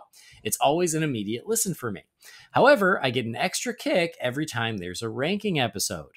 I know you guys have ranked a lot of things over the years, but I think it's a really fun and creative idea would be to rank your favorite Batman moments. Not only would it be intriguing and difficult, but I think it would also be an important episode. No matter what you guys put out, I'll continue to be the first person to listen. Keep up the incredible work. Love, Ricky." Thanks, Ricky. And I'm so glad you listen as soon as we drop an episode. The episodes have gotten so regular, and and I'll be honest, it's because of the Manscaped partnership. Is like we have to put out an episode every week. So I know some people are like, I got to catch up. I'm so behind. And that's partly my fault. But thank you for listening. What's funny is this has come up a lot recently is ranking Batman moments. And there have been a couple ideas of how to do it. So I think we need to figure out how we want to do it. Because one idea was to do it by movie of like favorite Batman movie or Batman moment per movie, which would be fun. But then there's also the idea of just favorite Batman moments in general. And then there was the idea of like, the Mount Rushmore of Batman moments, which you brought up, Jamie, on our conversation with Carl Newman. Mm-hmm. So there are different angles to go at this at, but honestly, it's something I've been wanting to do for literally years now. Cause I did a similar episode with Sean Gerber way back when we used to do Batman news. And I was always like, I want to do a Holy BatCast version of that. So yes, we want to do it. We just got to figure out when and how. But I would say if I were going to put money on it, it would be sooner than later. Because it has been coming up so much. Almost going to have to just stick with the live action thing unless we want this to be a multi-parter or a 6-hour episode. Yeah. Because it gets so involved with all the, because if you had animated movies and comics and... Yeah, I know. Animated series and TV series. I mean, you get all that stuff mixed in there, boy, that's a lot of thinking and homework to do. I know. That's the gift and the curse of being a Batman fan. There's so much content. We're so spoiled. We are. But yeah, it's trying to make it make sense and doable. All right. Next message is from Aaron Cajanto. It says, "Good day, legends. About Cavill. I'd love to be a fly on the wall to know what's going on, because let's face it, we all know nothing. What I can't help but speculate is that us fans are being used as bargaining chips. Every time a gossip piece drops, the internet goes wild, which only solidifies one side of the negotiation process. Which has me questioning, what is the gossip piece source to begin with? This dance is frustrating. There seems to be no end in sight. I have no answers, just my feet and my hurt, and all I want is the music to stop so we can all sit down and rest. Anyway, a question celebrating the release of the Superman 78 hardcover. Which DC movie TV series would you like to see continued in this format? The Snyderverse Justice League 2 and 3 are off the table, and obviously along with Batman 89. Stay beautiful, Aaron." Thank you, Aaron. Yeah, I mean, this is why I didn't get my hopes up about Comic-Con, is because, I'm tired of the dance myself. Shit or get off the pot. I want Cavill back. Make it happen. If it's not going to happen, just say it so we can move on. I mean, but then half the people will burn the place to the ground. But I agree with you. It's very frustrating, and it's just ongoing, and it's not great. And I even saw this last week. It's worth mentioning before we get emails. Is this last week he came down with COVID. And so then people were like, he was supposed to be at Comic-Con, but he wasn't because he had COVID. But I don't know if I buy that either. That feels like wishful thinking, because he came down with COVID like a week after Comic-Con. So I'm like, I don't know if that would have been what prevented him. So anyway. I feel like, in my own opinion, and for God's sake, I'm just so tired of these conversations anymore, but in my own opinion, if he was supposed to be at Comic-Con to announce his, I guess, what was his appearance in Black Adam? Is that what the whole basis was? I feel like if he wasn't there because he had COVID, I feel like they would have felt it important enough to get him on a video call or show a still image of him from the movie with him, do a pre-recorded message, say, sorry, I couldn't be there. I came down with the Rona. They've done that before. So yeah. I'm happy to say that my return will happen in Black Adam. Like, that's important enough. They would have found a way to make it work, even if he had COVID and couldn't be there in person. Yeah. So I don't buy that as the reason. And guys, I get wanting to hold on to the hope, and I want to hold on with you, but at some point we have to be realistic and wait for it to happen instead of trying to will it into existence. Okay. That's my own thing. Yeah. I know. I get it. I get the hope. I have the hope, but I've let the hope dwindle because it's just been so long at this point. Like I said, it's been 5 years. It's been 5 years. That's a long time. And that is a long time. Henry's not an old man. He's still perfectly physically capable. He still looks fantastic. He's not getting any younger. Okay. I mean, that's just the reality that we have to live in. The only one who does is me and Paul Rudd. That's it. Yeah. It's because we're the only two people who like Halloween 6. That's the secret, guys. You want to get younger. You got to like Halloween 6. This is why I can't take you seriously about your Rob Zombie Halloween opinion. The Curse of Michael Myers. Yeah, but here's the thing. I like it knowing it's bad. That's the difference. Fair point. I don't pretend it's great. It's bad, but there's just enough in it that I will watch it. Anyway, all y'all better get used to this because he and I had a 20-minute conversation about Halloween, just in general before we even started recording today. And as we get closer, it's just going to get more and more. So all y'all are just going to have to deal with it. It's coming, y'all. It's coming. I tell you, I drank pumpkin coffee for our episode today. I did because pumpkin spice creamer I found at Walmart the other day. So my new boss at my new job that I just started, he vapes. Okay. Instead of smoking, he vapes. And every time I walk by him when he exhales, I'm like, oh, that's glorious because the flavor that he vapes is pumpkin cookie. Excellent. No, Catherine and I are hip deep in Halloween prep already. So I'm sorry, guys. I'm sorry. But Halloween's coming. We're doing a Halloween cruise, a Halloween Disney cruise in just over a month. And so one of the nights they do a Halloween party. So we are buying Halloween costumes just for the cruise, which will not be the same Halloween costumes for Halloween. Are you taking Harley on this cruise? Yes, of course. All right. And so we're going to do, and we're not keeping this one a secret. We're doing Jack, Sally, and Zero, and Harley's going to be Zero. Oh my God, that's glorious. I expect full photographic evidence of this. Obviously, because she'll be the cutest little Zero in the world. Okay, sorry. So the actual question from Aaron was about the Superman 78 hardcover, which I have my copy right here. It is beautiful. Guys, I highly recommend picking it up. First, because it was a great book. I'll just give that away. Second, I really want to do an episode on it because I think more people need to see it. And the book is beautiful. That's 3 reasons. Is that the one where you pull the dust jacket off and it has like and it's the VHS? Yeah, that's great. And the and the Batman 89 one is the same way, and that one comes out like this week. Cool. Because Joe Quinones and Sam Hamm already tweeted their copies, so they got the advanced copy. But I pre-ordered mine, and I want to say it comes out this week. Excellent.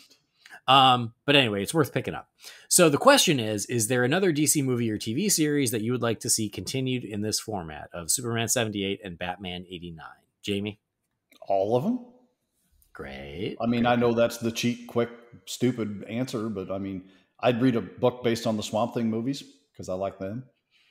I don't know about Jonah Hex or Catwoman. I might leave those by the wayside, but I still haven't seen Jonah Hex.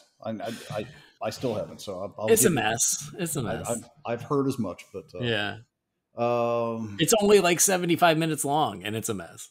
Oh, I know what I'm going to throw out there: The Losers, because that movie was so good. That movie's great. Yeah, and I know it's based on a comic book already, but still, I mean that movie was an absolute joy for me, and I'm so sad that we never got another one. So yeah, I'll take that.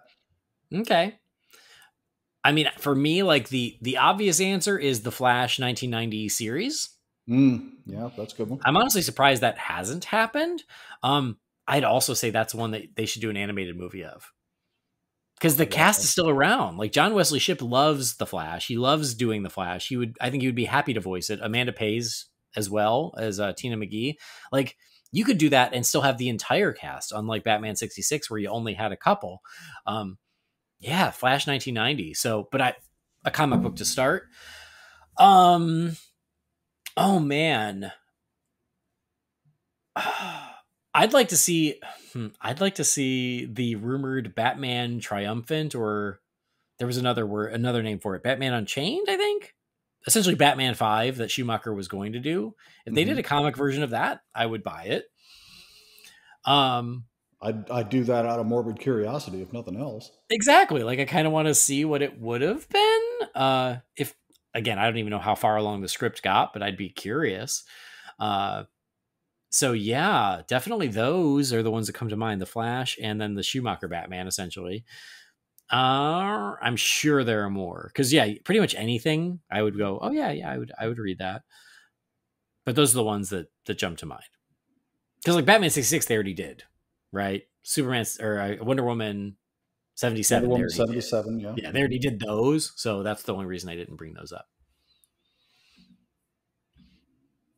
All right. Next message is from Lloyd Wabbit. It says, Dear holiest of BatCast fam, how have I not watched Batman the Brave and the Bold before? What an incredible show that I just discovered at the perfect time. My anxiety has lessened tenfold, which brings me to my question. What piece of popular Bat or superhero content were you late discovering? So much freaking love from Western Massachusetts, Lloyd Wabbit. Thanks, Lloyd. Good to hear from you. And yes, I'm so glad you have finally watched The Brave and the Bold. It is such a great show. Anybody listening, if you've not dipped your toe into Batman, The Brave and the Bold, it's terrific. And it's on HBOMax. Please watch it. Enjoy it. It's wonderful. A piece of Batman or superhero content that you were really late to the party at, Jamie?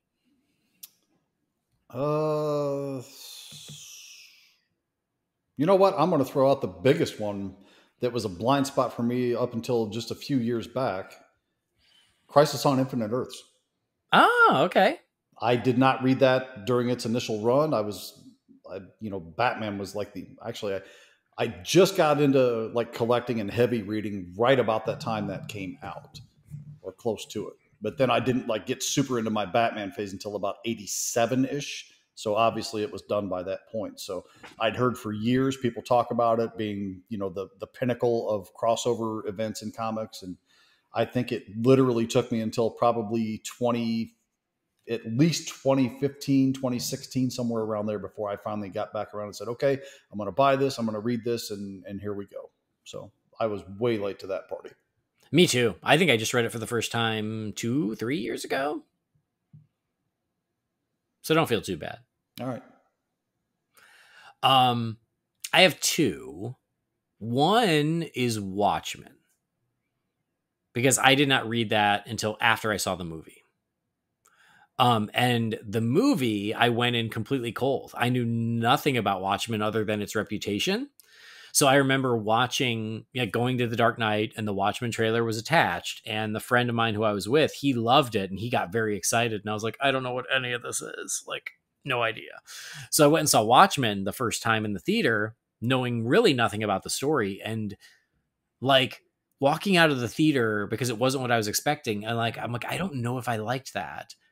And then every time I watched it, I liked it more and more. And now I freaking love it. But it wasn't until then that I actually was like, oh, I should read the book too, right? It's this famous, renowned book. But yeah, it's only because of the Watchmen movie that I got interested and started reading into that universe. And I'm glad I did, because I love it. But yeah, that was pretty late to the party for me. And then the other... You want me to go ahead and get the mailbox filled up for next week for all the wrong reasons? Always. The Watchmen movie is better than the Watchmen book. I agree. We talked about that when we looked back at the Watchmen movie. I agree with you. I like the book, don't get me wrong, but I think there's a lot of fat to be trimmed, and I think the movie did a very admirable job. I agree. Doing just that. Yep. I'm with you. I love the movie. Like I said, it only gets better with age. It only gets better with subsequent viewings. And yeah, I think that the choices they made were really great. We did an episode about it in 2019. maybe just as controversial of an opinion, I'm sure I said this before, I think the Watchmen HBO series is just as good, if not better, than the movie. Oh, I agree with you too.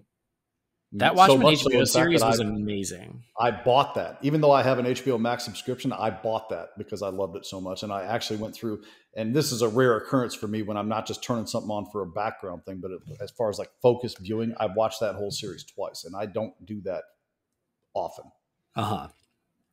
Anyway. It's all right. The other piece I was late to the party on, and I think Jamie is still late to this party, and that is the Batman animated series. Not Batman, the animated series. The Batman, the animated series. The Batman. Whatever I've watched from that, I've watched the Batman versus Dracula, and I've watched the 1 or 2 episodes that we've talked about for like holiday theming on the show. Yeah. Yep. So we talked about this when we did the crossover with The Fire Rises. When we ranked the animated films, we talked about the Batman versus Dracula, which I think is great. I love it. That was my introduction to the Batman. And I only bought it because I think it was like $5 on DVD at Target. And I was like, well, you should probably watch this. It's Batman. I like Dracula. I'll watch it. And I remember liking it.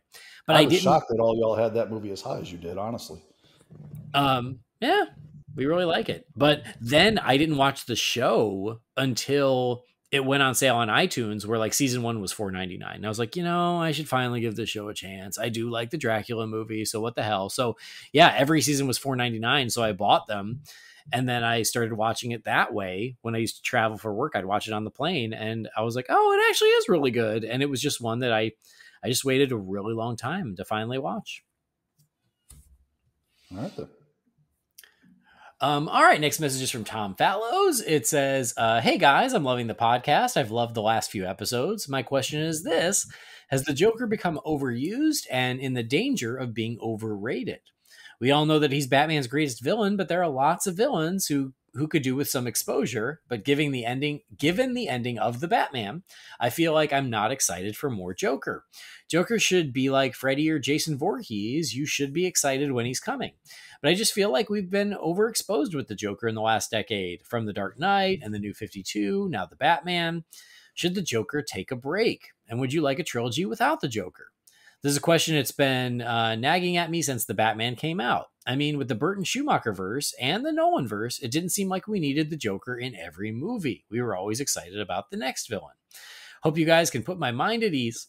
Tom Fallows, P.S. Yo, quote, Jamie, don't at me. All right. I think it's supposed to be to quote Jamie, don't at me. That sounds like something I'd say. Yeah, it sounds like a typo. So thanks, Tom. It's an interesting question. I've heard fans have this debate. And Jamie, I'm curious as to where you come down on it.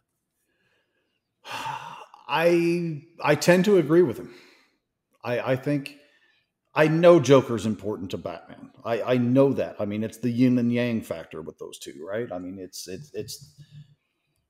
even though Ra's may be my favorite of the Batman villains, I mean, I recognize Joker and acknowledge Joker is super important to this.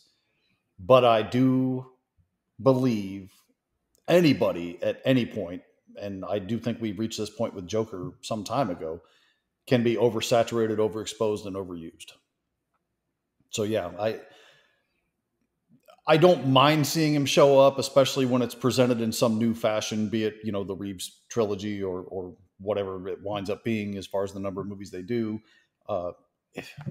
I'm fine with that because maybe it'll be something a little bit different or unexpected. I remember being mad when I found out the Joker was going to be Heath Ledger in The Dark Knight. And I was just like, oh God, Joker again. And it's the kid from, at that point, the only thing I knew him from was The Patriot with Mel Gibson.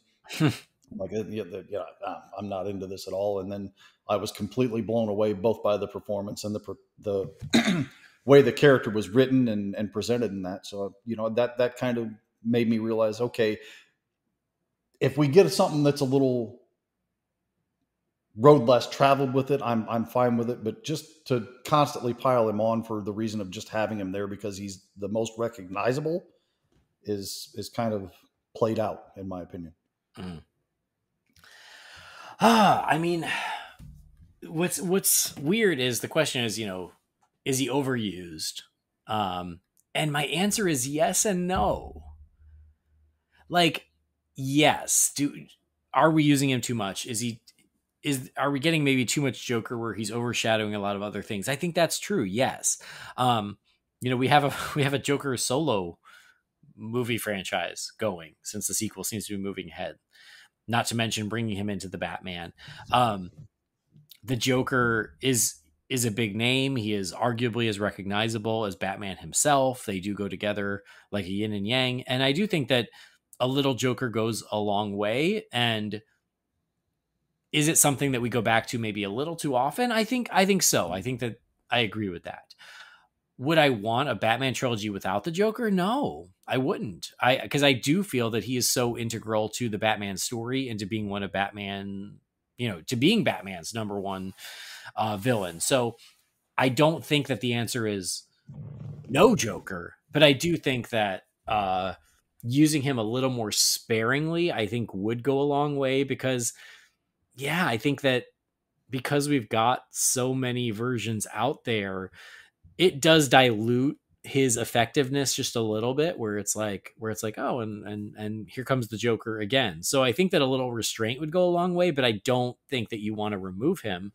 I like the idea of we don't know what the Batman sequel is going to be, but I like the idea of him being a part of it, but not being the focus of it. Him being the wild card that he pops up in the entire trilogy, but it's never really about him, but he's just involved enough.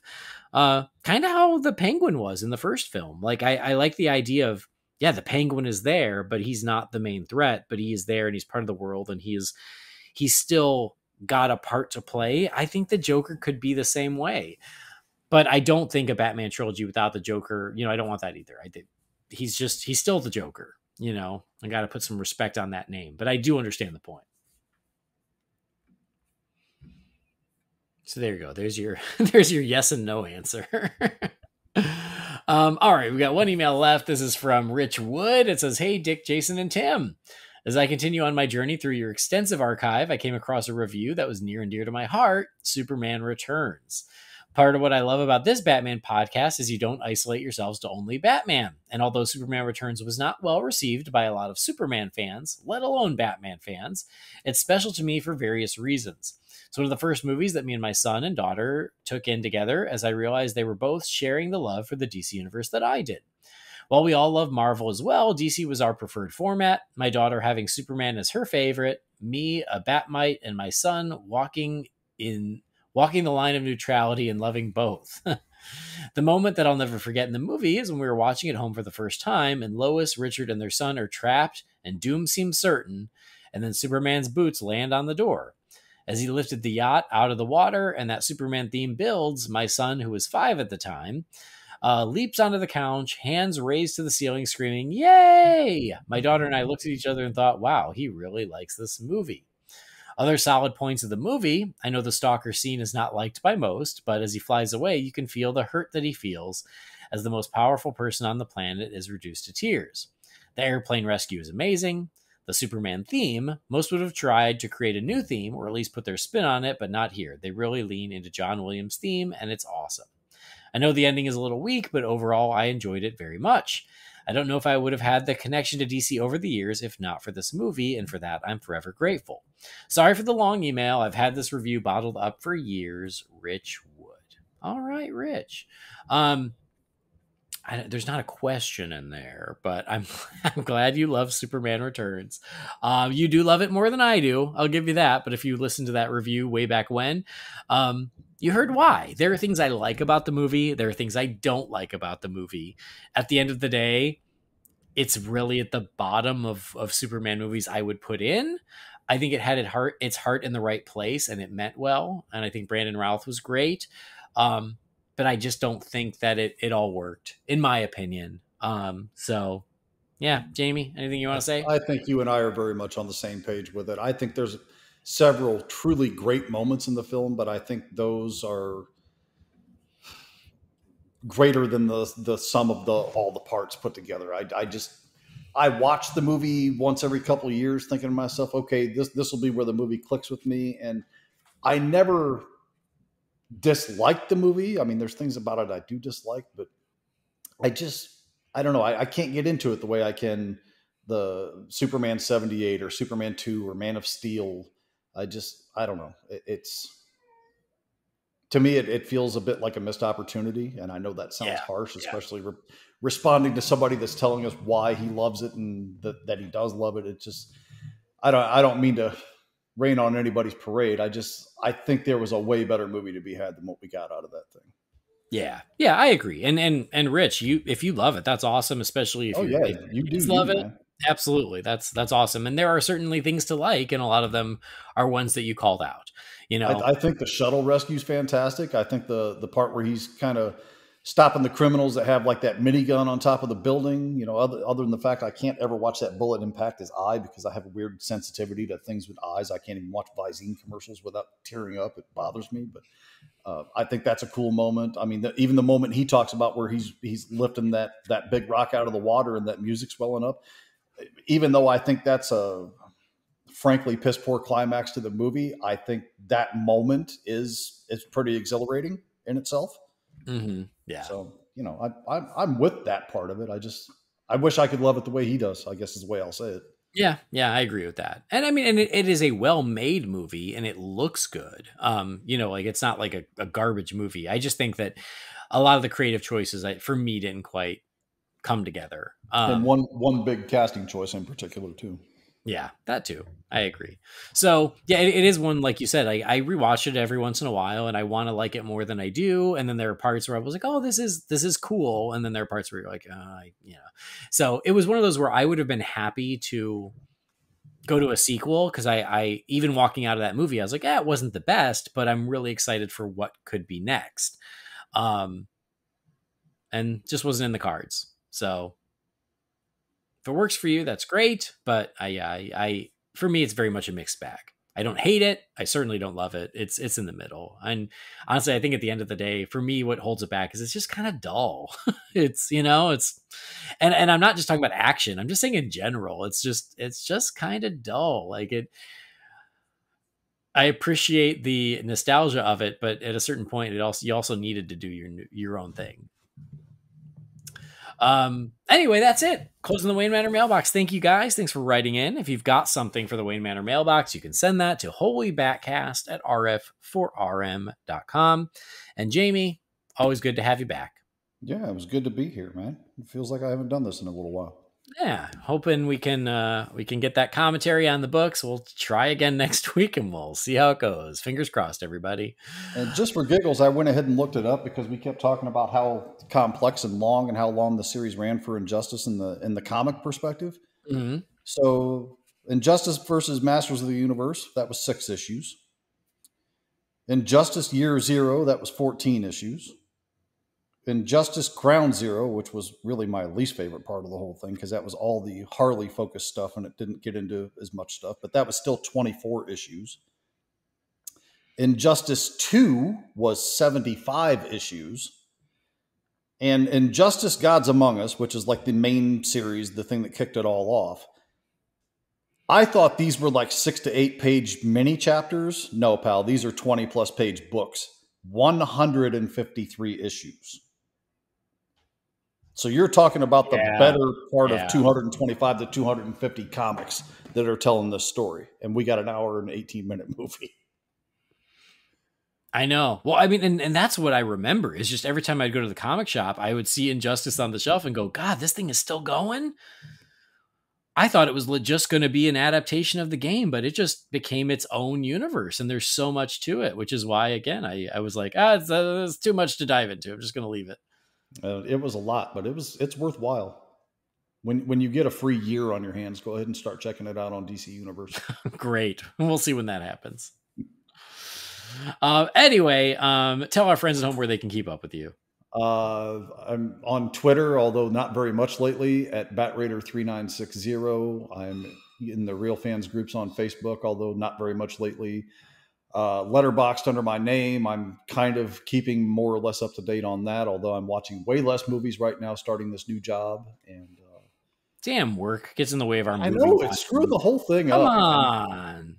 I like getting out of bed and doing everything at my leisure all day for 6 months, but that time is over now. I needed some money. So That's so nice, though. yeah. I really like sleeping in and getting up whenever. And hopefully I can get back to being a little bit more regular here, but we'll see what time and schedules allow for in that. All right, cool. I already told you guys where to find me. Thank you so much for joining us. Thanks for downloading the show. Please do follow or subscribe to the show wherever you get your podcasts. If you love the show, another way to support us that doesn't cost a dime is to rate and review us on Apple Podcasts or on Spotify. We would appreciate that. That would mean a lot. So just take a minute out of your day to do that, and we thank you. You can go to holybatcast.com, and again, find Holy BatCast on Facebook, Twitter, Instagram, or YouTube. Just search for Holy BatCast. If you got something for the Wayne Manor mailbox, you can send that to holybatcast@rf4rm.com. We gave him a shout out earlier. Our theme music was created by Gaurav Venkateswar. His work can be found at gvtunes.com. And if you're doing a little online shopping this week, why don't you go over to manscaped.com, peruse their products, and if you're going to make a purchase, please use that promo code BATSCAPED for 20% off and free shipping. That'll do it. Thanks for joining us. On behalf of Jamie, I've been Andy. We'll see you next time. Same bat time, same bat channel.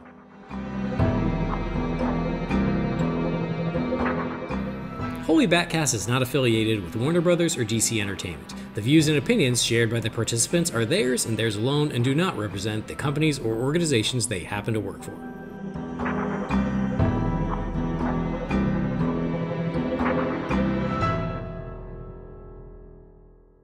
Let them come then, with sticks.